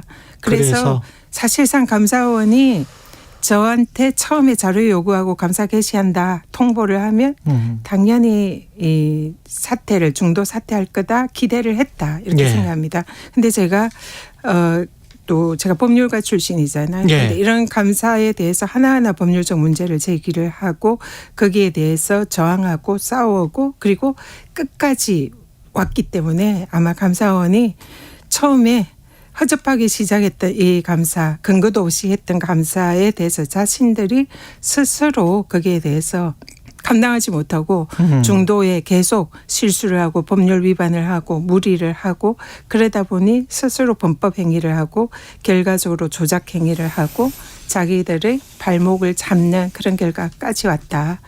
그런 생각이 듭니다. 법률가 의사시기도 하지 않습니까? 네, 치과의사이자 변호사 출신입니다. 예. 지금 정치의 부재와 정쟁의 과잉 시대다. 본인이 감사받은 것도 정쟁의 과잉 시대였기 때문에 감사를 받은 것이다. 이렇게 지금 판단을 하시는 것 같고 정치는 근데 부재하고 있다. 정쟁은 많은데 이거 구체적으로 어떤 뜻일까요? 정치의 기본은 네. 제가 이제 퇴임사도 얘기했지만 국민에 의한 국민을 위한 국민의 정치. 그래서 국민을 항상 중심에 두고 국민의 목소리에 귀를 기울이는 그리고 공직자는 낮은 자세로 국민을 섬기는 게 정치다 그렇게 생각을 합니다. 그런데 지금은 그런 정치가 아니라 권력에 의한 권력을 위한 권력의 정치다. 그래서 이거는 국민들을 도외시하고 국민을 외면하는 그런 지금 권력을 지향하는 정치를 하고 있기 때문에 사실상 정치가 실종이 됐고 그런 권력을 우선하는 또 권력을 지키려는 정치를 하다 보니 서로 정쟁을 하고 그 결과 국민들이 피해자가 되고 있다 이런 생각을 하고요. 뭐 저에 대한 이런 뭐 사퇴 압박이나 이런 불법적인 감사도 결국은 그 결과물에서 나온 그런 문제이다. 그런 생각을 하고 있습니다.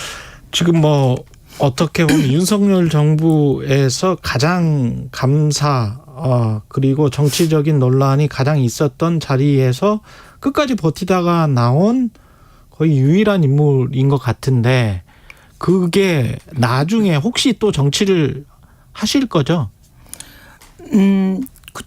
정치 제가 생각하는 정치는 방금 말씀드린 대로 국민들을 중심에 두고 국민을 위하는 그리고 또 제가 그런 일을 할 수 있는 그런 능력이 있고 국민의 부름이 있다면 저는 그런 정치를 하겠다는 그런 생각을 하고 있습니다. 당장 뭐 앞에 다가온 국회의원 선거랄지 뭐 이런 것들을 염두에 두시는 겁니까? 아니면은 더 다른 꿈이 있으신 거예요? 구체적으로 어떻게 어떤 형태의 정치를 하겠다 이런 생각은 아직은 하고 있지는 않고요. 예. 여러 가지 가능성이나 특히 이제 제가 뭘 하겠다 이런 것보다 저를 어떤 곳에서 어떤 형태로 필요로 하고 쓰임새를 요구를 하는지 국민들이 어떻게 저를 부르는지 이걸 항상 우선에 두고 생각을 할 생각입니다. 당장의 그 후쿠시마 원자력 발전소 오염수 방류 관련해서는 꼭 저지하겠다 이런 답변을 하셨던데 이건 또 어떻게 조력을 하실 건지도 궁금합니다. 제가 퇴임사 하는 이제 우리 언론사 기자님들 모시고 그 과정에서 저는 뭐 통영과 부산에서 태어나고 자라서 바다의 딸이다. 그리고 바다에 대해서 정말 관심과 이 바다를 지켜야 되는 그런 사명감이 있다. 이런 말씀을 드렸어요. 그리고 그 때문에 지금 후쿠시마에서 핵 오염수를 방류를 하는 거에 대해서 깊은 우려와 그런 걱정을 가지고 있고 이거를 어떤 형태든지 좀 저지를 하고 싶다. 그런 이제 정말 개인적인 소망과 사명감을 가지고 있습니다. 그는 이제 저희 여러 가지 성장 과정이나 이 소신과 철학에 기반한 거죠. 그래서 제가 지금 당장 그 코앞에 닥친 이 후쿠시마 오염수 방류 여기에 대해서 우리가 너무나 패배주의자식으로 거기에 대해서 당연히 방류는 하는 거고 그 방류 이후에 어떻게 대응할까 이런 식으로 정치권과 또 이런 우리의 대응이 가고 있다 이런 생각이 들었어요. 그동안 권익위원장 하면서도. 근데 저는 대안이 있다 생각합니다. 그래서 제가 그 기자간담회에서 제가 던지고자 했던 화두와 주제는 방류가 아니라 콘크리트와 고체화를 시키자. 그래서 이거는 대한민국의 그 어떤 정치인도 대부분의 국민들도 찬성할 것이다. 그리고 그런 것이 바다를 오염시키는 이런 인류의 재앙을 막을 수 있는 저는 사실상 유일한 방법이라 생각합니다. 그래서 지금 이 순간 우리가 행동해야 되고 행동은 반드시 방류가 아니라 고체화, 콘크리트화를 통해서 이 바다를 오염시키는 걸 막아야 된다. 그 발언을 한 거고요. 그래서 저의 그 발언의 가장 중점은 콘크리트화입니다. 방류 말고 시간이 있을까요? 그래서 제가 저 혼자 힘으로는 불가능하죠. 그렇지만 지금 그런 화두에 대해서 아직 많은 국민들과 또 그런 언론이 진지하게 고민하거나 그게 또 전파되지 않아서 그 화두를 던지고 좀 많은 국민들의 공감대를 이끌고 또 정치권도 거기에 한 목소리를 내주기를 바란 거고요. 이걸 이제 제가 마치 뭐 지금 정권에 뭐 반대를 한다든지 만약에 제가 지금 이 방류가 아니라 콘크리트를 주장을 하는 것이 지금 윤석열 정권에 반기를 드는 겁니까? 만약 반기를 든다면 그거는 지금 정권이 방류를 해야 된다라고 주장을 한다면 그 말이 맞죠. 그렇지만 지금 정권도 저는 당연히 방류를 반대하고 고체하든지 대안이 있으면 그것을 당연히 추진을 하고 싶어 한다 생각합니다. 그러면 이 순간에 우리가 해야 할 일은 아직 방류가 되지 않았으니까 정말 모든 대한민국의 국민들이 한 목소리로 방류하지 말고 고체화해라. 이 주장을 해야 되는 거고요. 그리고 그렇게 하다 보면은 저는 반드시 방법이 있을 거고 그런 쪽으로 갈 수 있다 생각하거든요. 거기에 대한 강력한 의지를 가지고 고체화를 주장하는 거고 이것은 저의 뭐 정치적인 발언이 아니고요. 정말로 바다를 걱정하고 이러한 고체화를 이루어내고 싶은 그런 국민의 한 사람의 목소리입니다. 그래서 이걸 정치적인 잣대로 씌워서 저를 보는 거에 대해서 저는 사실 이해를 못 하겠고요. 정부 여당이 방류에 관한 명확한 입장을 밝히지 않았기 때문에 그렇게 말씀하시는 거네요. 지금. 그러니까 예. 방류에 대해서는 지금 이 순간은 당연히 모든 대한민국의 주체들은 당연히 반대해야 되잖아요. 방류에서 대한민국이나 바다에 미칠 영향 이거는 모두가 걱정하는 거잖아요. 그러니까 아직 방류가 되지 않았기 때문에 방류에 대해서는 모두 안 된다. 일본 내에서 고체화를 할 수 있는 방법이 있다면 그 고체화를 해라. 이 주장을 해야 되는 거고요. 방류 이후에는 그때는 지금 국민의힘 의원들이 뭐 횟집에 가서 회를 먹는다고 하는데 지금 순간에는 오염된 회가 아닙니다. 그렇죠. 그래서 방류된 이후에는 뭐 횟집에 순회하면서 횟집 먹는 이런 게 뭐 설득력이 있을 수 있지만 지금 이 순간은 방류를 저지하는데 모든 정치권이 한 목소리를 내야 된다는 거죠. 이거 마지막으로 이것만 여쭤보고 시간이 다 됐네요. 그 지금 현재 민주당 혁신위 방향과 관련해서는 어떻게 보세요? 불체포 특권 포기 서약을 1호 안으로 내세웠는데 방향 잘 잡았습니까? 아니면은 뭐가 미진합니까? 불체포 특권은 이 정권의 탄압이라든지 이런 그 부당한 검찰 권력에 대해서 국회의원들이 국민을 대리하는 그런 입장에서 헌법에 보장된 그런 기본 권리다 그런 생각을 합니다. 물론 범죄 행위라든지 나쁜 일을 한 사람은 거기에 상응한 처벌을 받고 국회의원이라도 예외는 없다 그렇게 생각을 합니다. 그래서 당연히 처벌을 받아야 되지만 불체포 특권은 그 궁극적인 최종적인 처벌이 아니라 그 체포 여부에 관한 그런 판단에 대해서 어떤 국민들의 대변하는 국회의원들에 대한 보호하는 그런 걸 헌법에 규정을 한 거고요. 이거는 정권의 부당한 탄압 또 검찰의 부당한 이런 권력의 남용에 대해서 최소한의 그 국민을 선출한 국회의원들의 권리다. 그래서 처벌받을 일은 처벌받지만 체포 여부에 대해서는 그런 부분에 대한 고민을 해야 된다. 그래서 이걸 1순위로 혁신위가 냈다는 것은 조금은 저는 동의하기가 어렵고요. 정말로 지금 정치를 개혁하고 국민들의 목소리를 대변하는 일하는 그런 국회의원 을 만들기 위한 그런 실질적인 혁신안을 저는 혁신위가 만들어주기를 기대합니다. 여기까지 말씀 듣겠습니다. 27일 임기를 마치고 퇴임한 전현희 전 국민권익위원장이었습니다. 고맙습니다. 감사합니다. 여러분은 지금 KBS 1라디오 최경영의 최강시사와 함께하고 계십니다.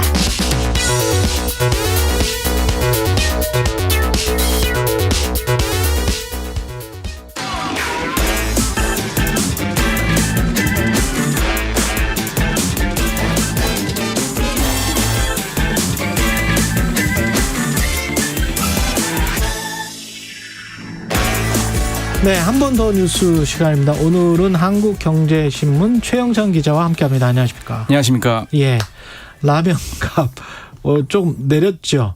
조금 내렸습니다. 예, 먼저 농심 신라면이 이제 50원 내린 다음에 지금 어제는 이제 오뚜기가 7월 1일 무료 그 라면류 15개 제품을 이제 평균 5% 내린다고 발표를 했고요. 한번 뭐 예를 들자면은 스낵면이라고 있습니다. 5개 들어있는 거는 3,380원에서 3,180원, 200원 내렸죠. 5개짜리가. 예. 4개 들어있는 참깨 라면은 4,680원에서 4,480원. 또 진짬뽕도 4개 들어있는데 6,480원에서 6,180원 이렇게 300원 저렴해집니다.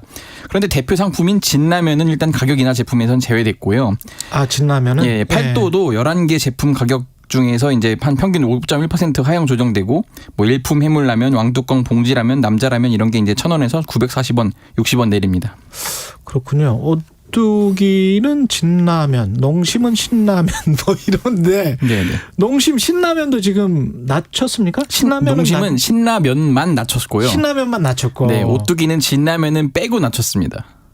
그 약간 좀 매출이나 이런 걸 생각한 거 같아요. 그럼요. 다 이제 기업들이니까 그런 게 있는데 지금 이게 지난 18일에 추경호 부총리가 먼저 좀 그 밀 가격이 내려갔는데 좀 내려야 되지 않겠냐고 압박을 했잖아요. 그래서 한덕수 총리도 이제 같이 또 압박을 했고 그래서 그런 여파로 어쨌든 이렇게 왔는데 농심 설명은 이래요. 이게 뭐 다 해봐야 한 그 밀 내렸다고 가격 내린 게 한 약 80억 원 정도라는 거예요. 그렇죠. 그 이익 볼 수 있는 게. 근데 이걸 여러 제품이 있는데 다 분산해 버리면은 개별 제품당 한 5원 정도 내리는 것밖에 혜택이 안 주어질 거래요. 그러더니 차라리 제일 많이 팔리는 인기 상품을 하나 좀 내려서 조금 소비자들이 체감을 할 수 있도록 한번 해보자 이런 취지였다고 하고요. 진라면은 좀 더 달라요. 이게 진라면은 아무래도 오뚜기가 제일 밀고 있는 상품이고 이게 또 뭐 신라면의 나름의 뭐 라이벌이라면 라이벌인 건데 2010년 가격을 내린 다음에 11년간 가격을 동결했대요. 아 그래요? 네, 그래서 여전히 경쟁 제품인 신라면보다는 훨씬 싸다. 우리는 원래 싸다. 네, 그래서 이걸 더 내릴 수는 없다 이런 입장인 거고요. 이 삼양식품은 불닭볶음면이 저는 이게 불닭볶음면이 해외에서 훨씬 많이 팔리는 거를 이번에 좀 조사도 알았는데. 그렇죠. 네, 그래서 이제 그 가격 인하에서 불닭볶음면을 제외를 한 거예요. 이게 BTS 때문에 많이 팔린 거 아닙니까? 불닭볶음면. 뭐 그리고 뭐 이게 뭐 매운 챌린지 뭐 이런 거에서 유튜브에서 엄청 인기를 끌었고요. 근데 해외 매출이 비중이 너무 커서 국내와 해외 가격을 맞춰서 움직여야 된다. 국내만 갑자기 내리면 또 해외에 이게 매출 그쪽에 문제가 있을 수 있다. 이래서 이런 이유로 가격 인하에서 좀 제외했다고 합니다. 계란 풀어서 드십니까? 라면은 어떻게? 전 풀어서 먹습니다. 풀어서. 저도 풀어서 먹습니다. 다른 그 제과 업계 등에도 영향을 지금 주고 있습니다, 사실. 그렇죠. 이제 그 신라면 회사가 사실 농심이라는 회사인데 여기가 이제 과자도 만들잖아요. 새우깡 가격이 출시 이래 52년 만에 처음 이제 100원 내린 건데 이게 이제 다른 제과 기업들한테도 영향을 미쳤죠. 그래서 다음 달 1일부터 바닥코코넛이라고 하죠. 롯데 웰푸드의 과자 3종이 편의점 판매 가격이 1,700원에서 1,600원으로 낮아지고요. 혜태제과도 아이비 오리지널 다음 달 10% 내립니다. 그리고 제품 대부분 외국산 밀가루를 사용하는 그 SPC 빵 있잖아요. 여기도 이제 식사빵으로 소비되는 식빵, 뭐 크림빵, 바게트 이런 대표 제품 한 30개 품목이 있는데 다음 달 1일부터 평균 5% 내릴 예정이고 여기가 이제 파리바게트도 갖고 있잖아요. 그래서 일부 빵 여기도 한 100원에서 200원 저렴해질 예정입니다. 이걸로 물가가 잡힐까요? 그렇지는 않을 거라고 보는 게 전반적인 시각 같아요. 그러니까 인위적으로 2010년에도 사실 MB 정부 때도 이렇게 일부러 했어요. 그러니까 이게 워낙 뭐 라면 빵은 한 끼 식사여서 서민 체감이 좀 있는 거다라는 게 주장인 건데 결과적으로는 일시적일 수밖에 없다는 게 좀 중론이긴 한 것 같아요. 그래서 이게 결국은 지금은 정부가 하도 엄포를 놓으니까 잠깐 일시적으로 좀 내렸지만은 이게 뭐 이제 또 인건비 오르고 뭐 전기료 오르고 이러다 보면은 다시 또 어느샌간 제자리 돌아가 있거나 더 올라갈 수도 있다는 게 좀 최근 역사를 보면은 좀 알 수 있다 이렇게 설명이 나오고 있습니다. 왜 제가 아까 계란을 여쭤봤냐면 그 밀가루 못지않게 계란도 어떤 세트다. 라면의 세트다. 그래서 계란 가격도 내려야 된다. 뭐 이런 생각을 하면서 지하철역 이야기 해보겠습니다. 지하철역에서 잘못 내렸다. 근데 10분 이내에 재승차하면 무료다. 이게 지금 서울 지하철에서 환승 적용이 된다고 합니다. 이제. 이제 어제 발표한 건데요. 창의 행정 우수 사례로 했어요. 지금 일단은 1호선부터 9호선에서만 시행한다는 건데 보통 버스에서 이제 다른 버스를 타거나 버스에서 지하철 탈 때는 환승 할인이라고 해서 그대로 그냥 탈 수 있잖아요. 그렇죠. 근데 지하철역은 그 역에서 내렸을 때 다시 타려고 하면은 이게 새로 요금이 찍혔어요. 그동안에는 이게 너무 비합리적이고 불합리한 거다라는 주장이 나와서 이번에 이제 개선하겠다고 발표를 했어요. 그동안에 이게 지금 1년에 한 180억 원. 개찰구를 잠깐 나갔다 다시 낸 걸 그러면 한번 수도권에서 해봤더니 1년간 180억 원이라는 거예요. 그러니까 하루 평균 4만 명이 이런 일이 있었대요. 그러니까 화장실 가려고 잠깐 내렸다든지. 이건 좀 너무 이런 억울하지. 사례가 있다 보니까 너무 억울하다는 그게 이제 받아들여져서 서울시가 이 같은 정책을 내놨습니다. 근데 10분이 좀 짧지 않습니까? 좀 짧습니다. 저도 이제 이런 경험인데 갑자기 뭐 용변이 마려울 수가 있거든요. 이제 뭐 소변기는 금방 할 수도 있어도 되면은 또 칸이 몇 개 없을 경우에는 꽉 차 있을 경우가 많단 말이죠. 또 여성은 다를 수가 있습니다. 네, 그렇기 때문에 이게 10분은 너무 짧다 이런 주장이 있어요. 뭐 한참 또 사람들이 서 있을 수 그렇습니다. 있기 때문에. 그러면은 기왕 뭐 해주는 거 한 20분 해주면 안 되나요? 네, 그게 이제 이준석 전 대표가 어제 이제 SNS에 올린 글입니다. 아니 이거 합리적인 것 같아. 20분이나 30분 정도는 해주면 이왕 해줄 거. 그럼요. 인심 쓰죠. 거기에서 뭐 하겠어. 다시 하겠지. 네, 오세훈 시장님 한번 기대해 보겠습니다. 20분이나 30분 기대하겠습니다. 한국경제신문 최영찬 기자였습니다. 고맙습니다. 감사합니다.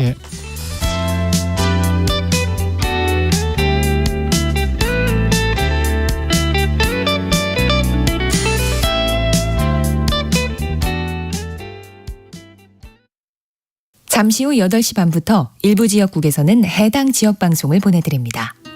주위에서 이제 친구들이 홍사원의 경제쇼를 한번 들어봐라. 그래서 이제 용기가 생겨가지고 계좌도 개설하고 조금 이렇게 재미로도 하는데 많은 도움이 되고 있습니다. 그 출연진들을 어디서 이렇게 섭외를 하셨는지. 이런 경제 방송 중에서는 제일 믿을 수 있는 방송이 아닌가. 경제 방송은 뭐니 해도 홍사원 기자님이 최고신 것 같아요. 오후 4시 5분 홍사원의 경제쇼. 다른 정보만 전해드립니다. 진행은 서툴지만 내용은 알찹니다. 진실의 편에서, 정의의 편에서, 약자의 편에서 뉴스를 전합니다. 주진우 라이브와 함께 더 많이, 더 오래 웃었으면 좋겠습니다. 매일 오후 5시 5분 KBS 1라디오 주진우 라이브. 지금 시각은 8시 30분입니다. KBS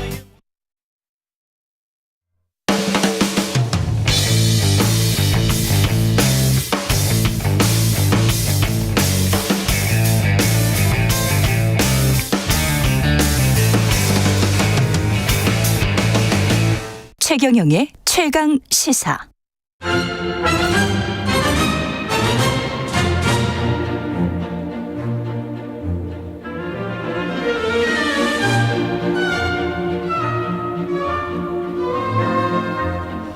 네, 지금은 조식 먹을 시간이지만 석식처럼 풍성하고 다양하게 토론 펼쳐보겠습니다. 국민의힘 송원석 의원, 민주당 강훈식 의원과 함께하는 석식 토론 시작하겠습니다. 안녕하십니까? 네, 안녕하세요. 안녕하세요. 예. 어제 윤석열 대통령 자유촌연맹 기념 행사에 참석해서 반국가 세력을 이야기를 했는데 이게 아무래도 문재인 정부 야당을 지칭하는 것 같긴 한데요. 그렇게 또 언론 보도도 많이 나왔고, 의원님은 어떻게 보십니까? 송원석 의원님은? 아니 네. 대한민국 제1의 원내 제1당인 야당을 대상으로 해서 반국가 단체로 그렇게 말씀하셨을 리는 없다고 봅니다. 아, 그래요? 예. 어떻게 전국을 전체를 이끌어 나가는 대통령 입장에서 야당을 전체를 그렇게 반국가로 이야기했을 리는 없고요.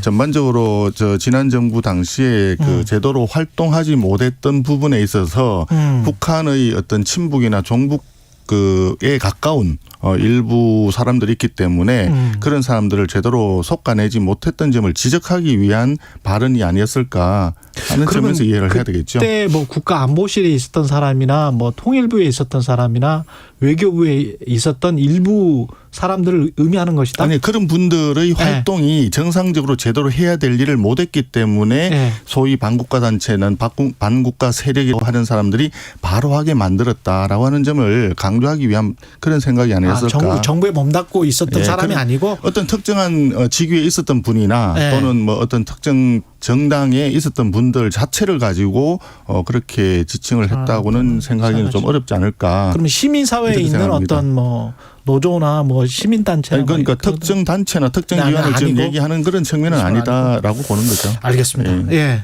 강훈식 의원님은 어떻게 들으셨어요? 저는 사실은 어제 송원석님 들어보셨어요 한번? 직접 듣지는 못했죠. 그게 들으면 좀 약간 충격적입니다.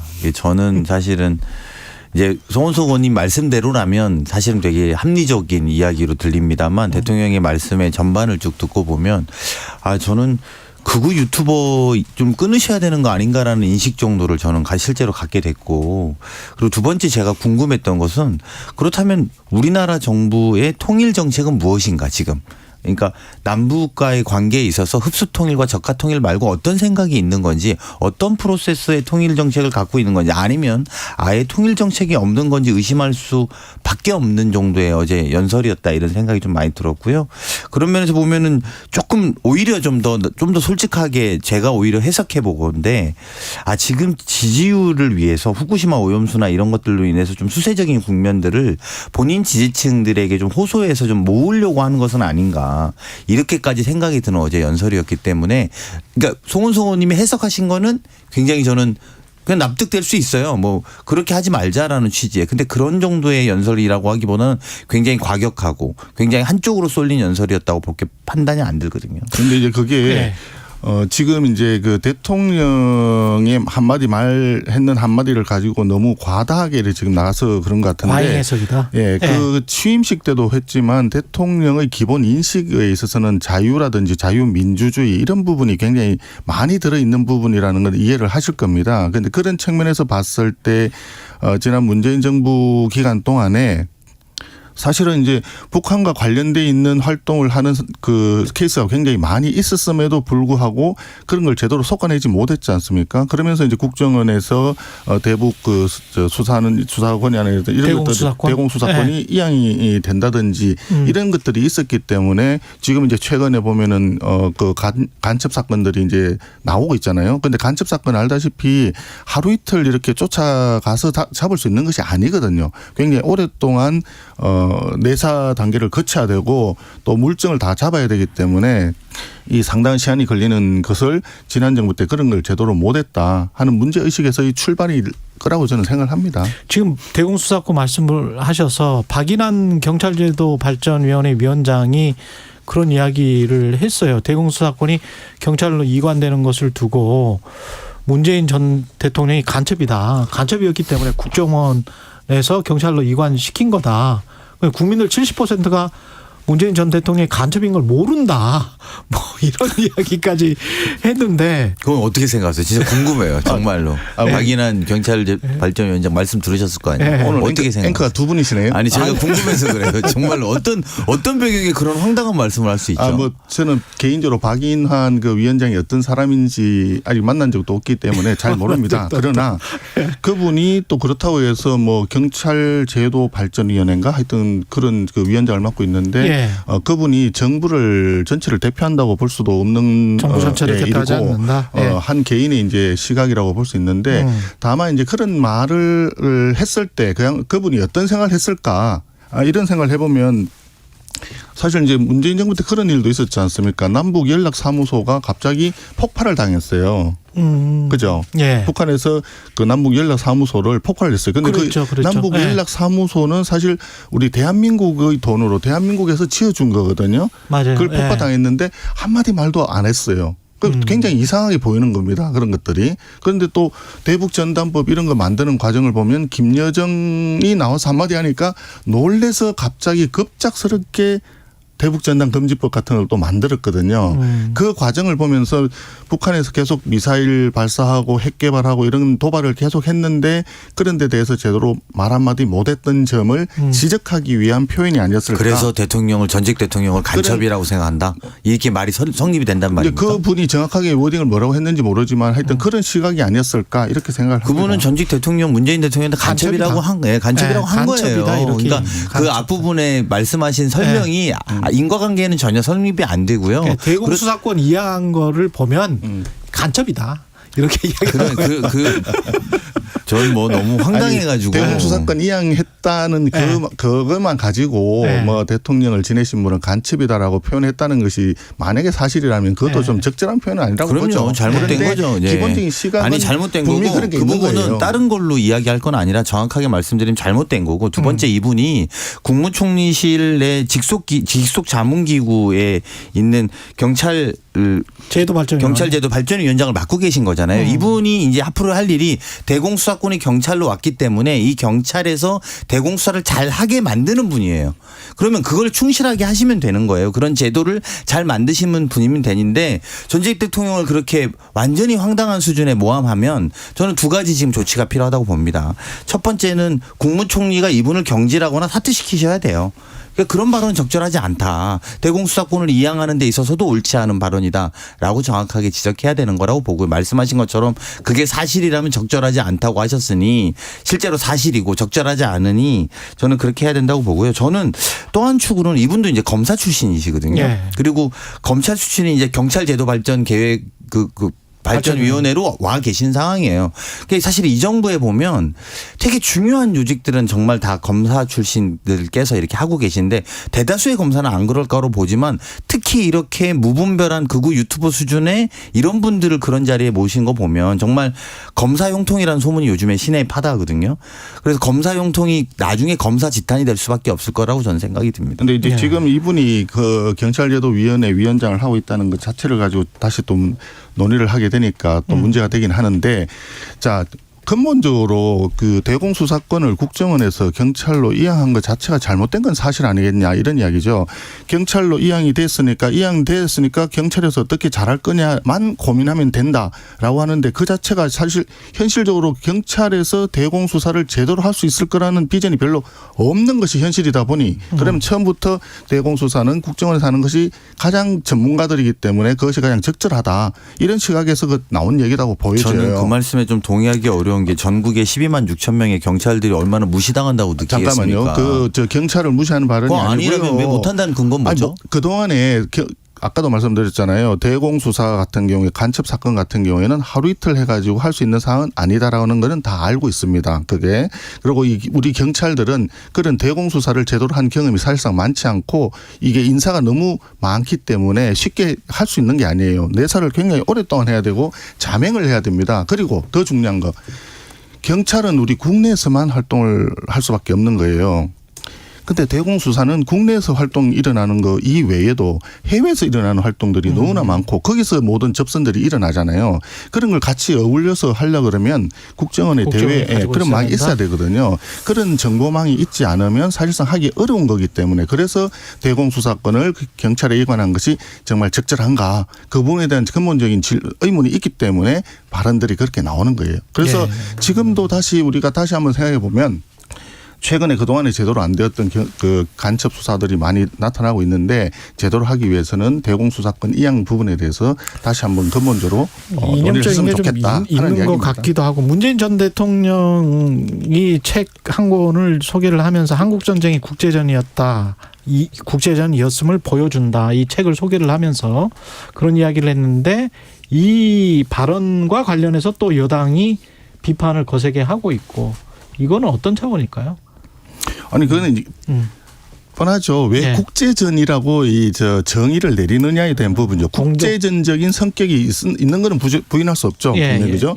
그러나 그 처음 출발을 가만히 생각해 보면 대한민국이 일본으로부터 독립을 해방이 되고 난 이후에 남북한을 아우르는 단일 국가를 만들어야 된다는 것이 유엔의 뜻이었는데 그것을 북한에서 반대를 해가지고 전체를 못했지 않습니까? 그래서 총선도 전체를 아우르지 못하고 남쪽에서만 할 수밖에 없는 상황이 되어버렸고 그런 상태에서 북한에서 김일성이가 6.25 전쟁을 일으킨 거 아니에요. 소위 동족 상잔의 비극이 일어난 거 아니겠습니까?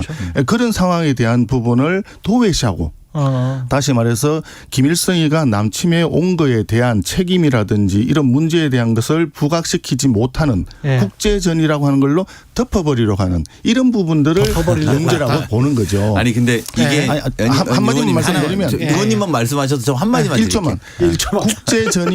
국제전이다가 아니라 국제전이었음을 보여준다가 아니라 국제전쟁의 성격이 있었다라고 한다면 저는 동의할 수 있는 표현이라고 같은 이야기인데요. 의원님 이게 왜 나왔는지는 아시잖아요. 이 책 소개하면서 나온 건 아시죠? 이 책이 어떤 책인지도 아세요? 다 읽어보셨어요? 네. 저는 그래서 여쭤보는 거예요. 3권짜리인데 이게 KBS 다큐멘터리 3부작에 있는 3권이 아니라 3부작에 있는 내용을 책으로 만든 거예요. KBS가 간첩인가? 그러니까 이런 논리로 되면 그렇게 되는 거예요. 그리고 이 책을 1950 미중 전쟁이라고 하는 책인데 이 책을 소개하신 거예요. 근데 여기에서 뭐 내전이 아니고 국제전이다 이렇게 말했으면 이 말씀의 지적이 맞아요. 근데 말씀하신 것처럼 내전이고 동시에 국제전의 성격도 있는 거잖아요. 그렇죠. 근데 그 국제전의 이야기를 부분을 가지고 그것만 따서 이야기를 문제제기 하시는 거예요. 왜냐 문제의 본질은 이 책의 전반이 그 주장을 하고 있다라면 말씀이 맞다니까요. 이 책의 추천한 배경을 보면 이 책이 국제적인 사회에서 일어난 일들 때문에 이런 것들을 하게 한 것이고 이것은 KBS 다큐멘터리 3부작짜리라는 거예요. 그러니까 이제 이 대목에서 말씀을 마저 드릴게요. 이런 질문하고 똑같은 거예요. 우크라이나 전은 국제전이죠. 그리고 동시에 러시아가 우크라이나를 침략했어요. 이게 맞는 거거든요. 근데 우크라이나전은 국제전이라고 해서 이렇게 난리치면 안 되는 거죠. 네. 러시아가 침공한 건 알아요 다. 그걸 모르고 이야기했다면 말씀이 맞는 거지만 그 두 가지를 한쪽만 말했다고 이게 사실이 아니다라는 식으로 이야기하는 것은 전 적절치 않다고 보고요. 저는 좀 더 나가면 문재인 대통령이 뭐 말만 하면 이렇게 난리를 쳐요. 그게 지금에 있는 어떤 입장들 네. 즉 모든 것은 문재인 정부 탓이다라고 만들기 위한 그 이상도 이하도 아니다라는 것을 강조하기 위해서 저는 그렇다고 봅니다. 예. 그 지금 비유가 좀 잘못되셨어요. 우리 강의원님. 예. 러시아가 우크라이나를 침공한 거는 대한민국의 6.25 전쟁처럼 동족 상잔의 비극하고는 전혀 다르잖아요. 처음부터 러시아라고 하는 나라가 약소국인 우크라이나를 침공한 거예요. 그건 처음부터 국제전이잖아 당연히. 아니 잠깐만요. 네. 국가가 다르니까. 네, 국가가 다르니까. 국가가 다르니까. 그런데 우리 6.25 전쟁은 아니에요. 같은 하나의 나라였었는데 힘이 약한 대한민국을 김일성이가 무조건 남침을 한 거예요. 1950년 6월 25일 날 새벽 4시. 다 알아요. 탱크를 몰고. 네. 그거 다 안다니까. 그걸 말씀드렸잖아. 내전이면서 국제전의 성격이 있다고. 그렇기 때문에 그것을 그 같은 이 상황을 같이 비교를 해서 얘기하는 건 틀렸다. 좀 잘못된 지적이다라고 하는 거고 그다음에 그 세 권의 책이라고 하는 게 3부작을 했다. 아니 3부작짜리 다큐멘터리. 3부작짜리 다큐멘터리를 그걸 이제 가져와서 책을 냈다 하는 거 좋습니다. 그 내용에 다 그게 국제전이지 뭐 이런 내용이 없을 수도 있죠. 그건 중요치 않아요. 그런데 그 책을 소개하면서 내용엔 그렇지 않은데 왜 문재인 전 대통령은 국제전이었다라고 얘기하느냐 이거죠. 그거는 잘못된 이게 똑같은 이야기인데. 아니 그러니까 그 잘못된 표현이라는 거예요. 국제전이었음을 보여준다. 그러니까요. 그 일부에 대한 이야기지. 그걸 전체로 해석하면 안 된다는 거예요. 국제전이었음을 보여준다라고 하는 것은 문재인 대통령의 평가이고 분석이고 결과적으로 자기 얘기를 한 거예요. 그러면 알겠습니다. 그거는 잘못 얘기한 거예요. 이 책에는 국제전적인 성격도 있다는 것을 보여준다라든지 이 책에 의하면 다른 내용도 있지만 나는 국제전 성격이 있다.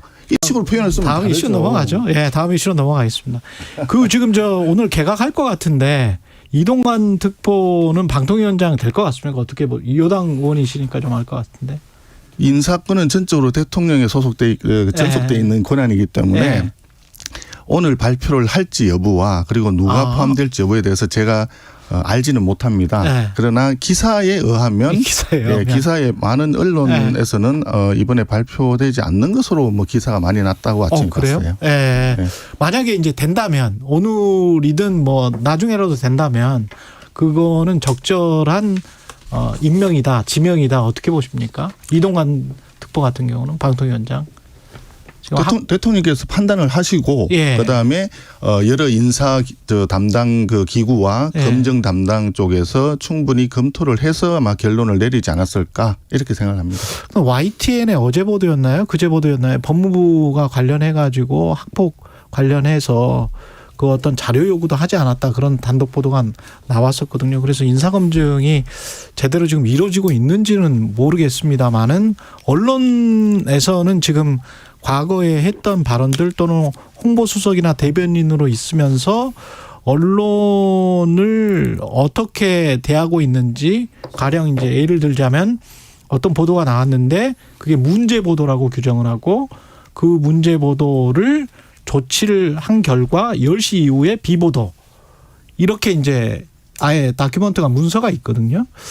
이런 것들을 어떻게 봐야 되는지 그걸 언론 장악, 언론 통제 시도를 하겠다고 이동관 특보를 임명하시는 거라고 볼 수밖에 없는 증거들이 계속 나올 수밖에 없고요. 소위 표현하는 거면 증거가 차고 넘친다는 것들이 계속 나와질 수밖에 없다고 봅니다. 뭐 아들 학폭 은폐도 있었습니다만 최근에는 이제 어쨌든 국정원 특활비 관련해서도 받은 것도 숨기는 이슈가 또 제기됐고 저희 당도 논평도 냈었습니다. 사실은 인사 개입 뭐 또 그 하나하나 보도에 대해서도 지적하는 이런 분이 언론의 중립성을 하는 방통위원장이 내정되는 것 자체가 저는 뭐 적절하지 않을 거라고 보고 아직 시간이 있으니까 좀 더 지켜봐야겠습니다만 저는 결과적으로는 하지 못할 거라고 보고요. 만약에 하게 된다면 결과적으로 하지 못할 것이다. 저는 그럴 가능성 충분히 있다고 봅니다. 특히 요즘에 뭐 아직 이제 여의도에서 그랬다든 이야기 저랬다든 이야기도 있는데 아들 학폭을 당했다고 하는 그 아들의 부모가 또 동아일보 피해자의 부모? 피해자의 부모가 동아일보 기자라는 소문도 있어요. 그래서 그게 또 어떻게 연관되는지에 대한 확인들도 아마 좀 더 취재가 되고 있는 과정들로 알고 있어서 예. 그런 것들까지 좀 지켜본 다음에 판단해도 늦지 않을 거라고 봅니다. 아직까지는 소문이고요. 예. 네, 피해자의 부모 직업까지 언급하는 것이 적절한지 잘 모르겠습니다. 예. 아직 확인되지 않은 사실에 대해서 네, 뭐 확인돼 보면 알겠죠. 대한민국 예. 제1공영 방송인 KBS에서 언급하는 것은 조금 우리가 예. 조심스럽게 접근했으면 좋겠다. 제가 확인되지는 그런 않았지만 확인해 볼 수는 있을 거라고 봅니다. 예, 알겠습니다. 그 부분은 만약에 팩트가 다르게 나오면 저희가 다시 정정 보도를 해드리겠습니다. 그 이낙연 민주당 전 대표가 이제 귀국하면서 다양한 목소리가 나오고 있는데 제가 유심히 보니까 비명계의 주축 이랬다가 친이낙연, 그러니까 처음에는 민주당의 주축이 될 구심점이 될 수도 있을 것 같다. 비명계의 구심점이 될 수 있을 것 같다. 친이낙연계의 구심점이 될 수 있을 것 같다. 이렇게 좀 좁아지는 것 같은 느낌이 들어요. 어떻게 지금 된 거예요? 이낙연 전 대표 위상은 어느 정도입니까? 뭐 어쨌든 우리 당의 예. 전 대표이고 대선 주자였기 때문에 예. 존재감들은 굉장히 크죠. 예. 근데 이제 그거에 대해서 가장 잘 표현한 말은 이재명 대표가 좀 표현했다고 봅니다. 예. 지금은 백지장도 맞들어야 할 어려운 시점이다. 이렇게 표현한 말로써 이게 전체 당의 흐름과 분위기를 설명될 수 있다고 표현되고요. 어쨌든 이낙연 전 대표께서는 총선 승리, 특히나 윤석열 정부의 이 무도함을 견제하는 데 있어서 민주당 중심으로 힘을 모으시고 거기에 맞는 역할을 하실 거라고 봅니다. 송은수 의원님은 덧붙일 말씀 없으세요? 많습니다. 말씀하십시오. 아니, 예. 이렇게 생각을 합니다. 예. 지금 이제 더불어민주당의 경우에는 이재명 당대표의 사법 리스크가 지금 가장 그 큰 문제 중에 하나 아니겠습니까? 예. 이낙연 전 대표가 들어옴으로써 아마 민주당 입장에서는 당대표의 어떤 사법 리스크를 좀 이렇게 극복을 한달까 완화한달까 이런 가능성이 있다. 그래서 이 정치 구도 자체가 미래지향적이고 약간 국민들에게 좀 더 희망을 줄 수 있는 방향으로 바뀔 수도 있다. 하는 그런 점에서 긍정적인 사인이 있을 것 같아요. 그런데 지금 조금 전에 말씀하셨지만 그 소위 그 이재명 대표를 굉장히 많이 지지하고 있는 개딸들이라고 하는 그 어떤 강성 지지자들, 네, 강성 지지자들 예. 이분들 있잖아요. 예. 이분들의 입장에서는 또 다른 생각이 있을 수도 있거든요. 그러면 그 약간의 그 상충 작용이랄까 반발에 의해서 당내에 약간의 어떤 그 분열의 어떤 단초로 작용할 수도 있는 그런 점이 있을 거예요. 그게 아마 더불어민주당에서 있는 많은 분들이 지금 좀 걱정하는 부분이 아닐까. 이렇게 당내 분열이 될 수 있다. 네, 그런 우려가 있을 수 있다 하는 그 정도이고 저는 조금 개인적으로 이낙연 대표가 들어오시면서 사실 이낙연 대표가 문재인 정부 때 초대 총리로 굉장히 오래 있었지 않습니까? 그렇죠. 예, 예. 한 3년 가까이 예. 총리를 하시고 그리고 또 당대표도 하셨는데 그러면 지난 정부의 여러 가지 것들에 대한 총체적인 책임을 나눠줄 수밖에 없는 분이거든요. 그러면 뭐 혼밥을 했던 그 왕따 외교라든지 뭐 탈원전 정책 이런 것들 그다음에 소주성 그다음에 부동산 정책 실패 이런 부분에 대해서 한 번 정도는 들어오면서 과거에 이런 부분에 대해서는 좀 송구하다. 뭐 예. 가볍게 한마디라도 해 주셨으면 예. 그러면 국민들이 이낙연 대표를 좀 더 많이 그 수용할 수 있는 분위기가 되지 않았을까 하는 약간의 아쉬움. 그 정도 남는다. 이런 정도입니다. 예. 그 뭐 많이 아쉬워하시는 것 같은데. 이게 전반적으로 보면 그 이낙연 대표 입장에서 보면 실제로 민주당의 승리가 왜 절실한지를 국민들에게 알리는 게 지난 귀국 때 했던 메시지의 핵심이라고 생각합니다.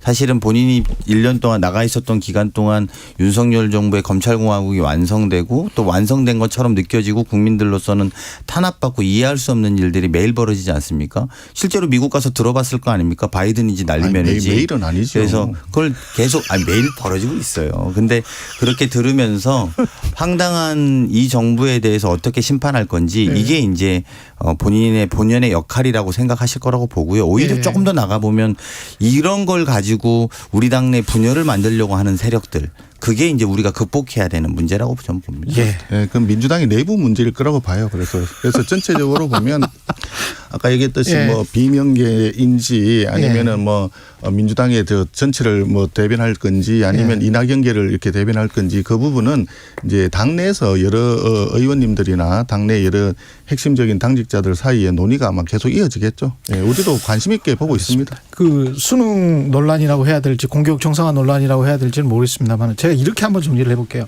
그러니까 저도 공교육 정상화 돼야 된다. 모든 국민이 다 찬성할 것 같고 사교육비 좀 줄였으면 좋겠다. 모든 국민이 다 찬성할 것 같거든요.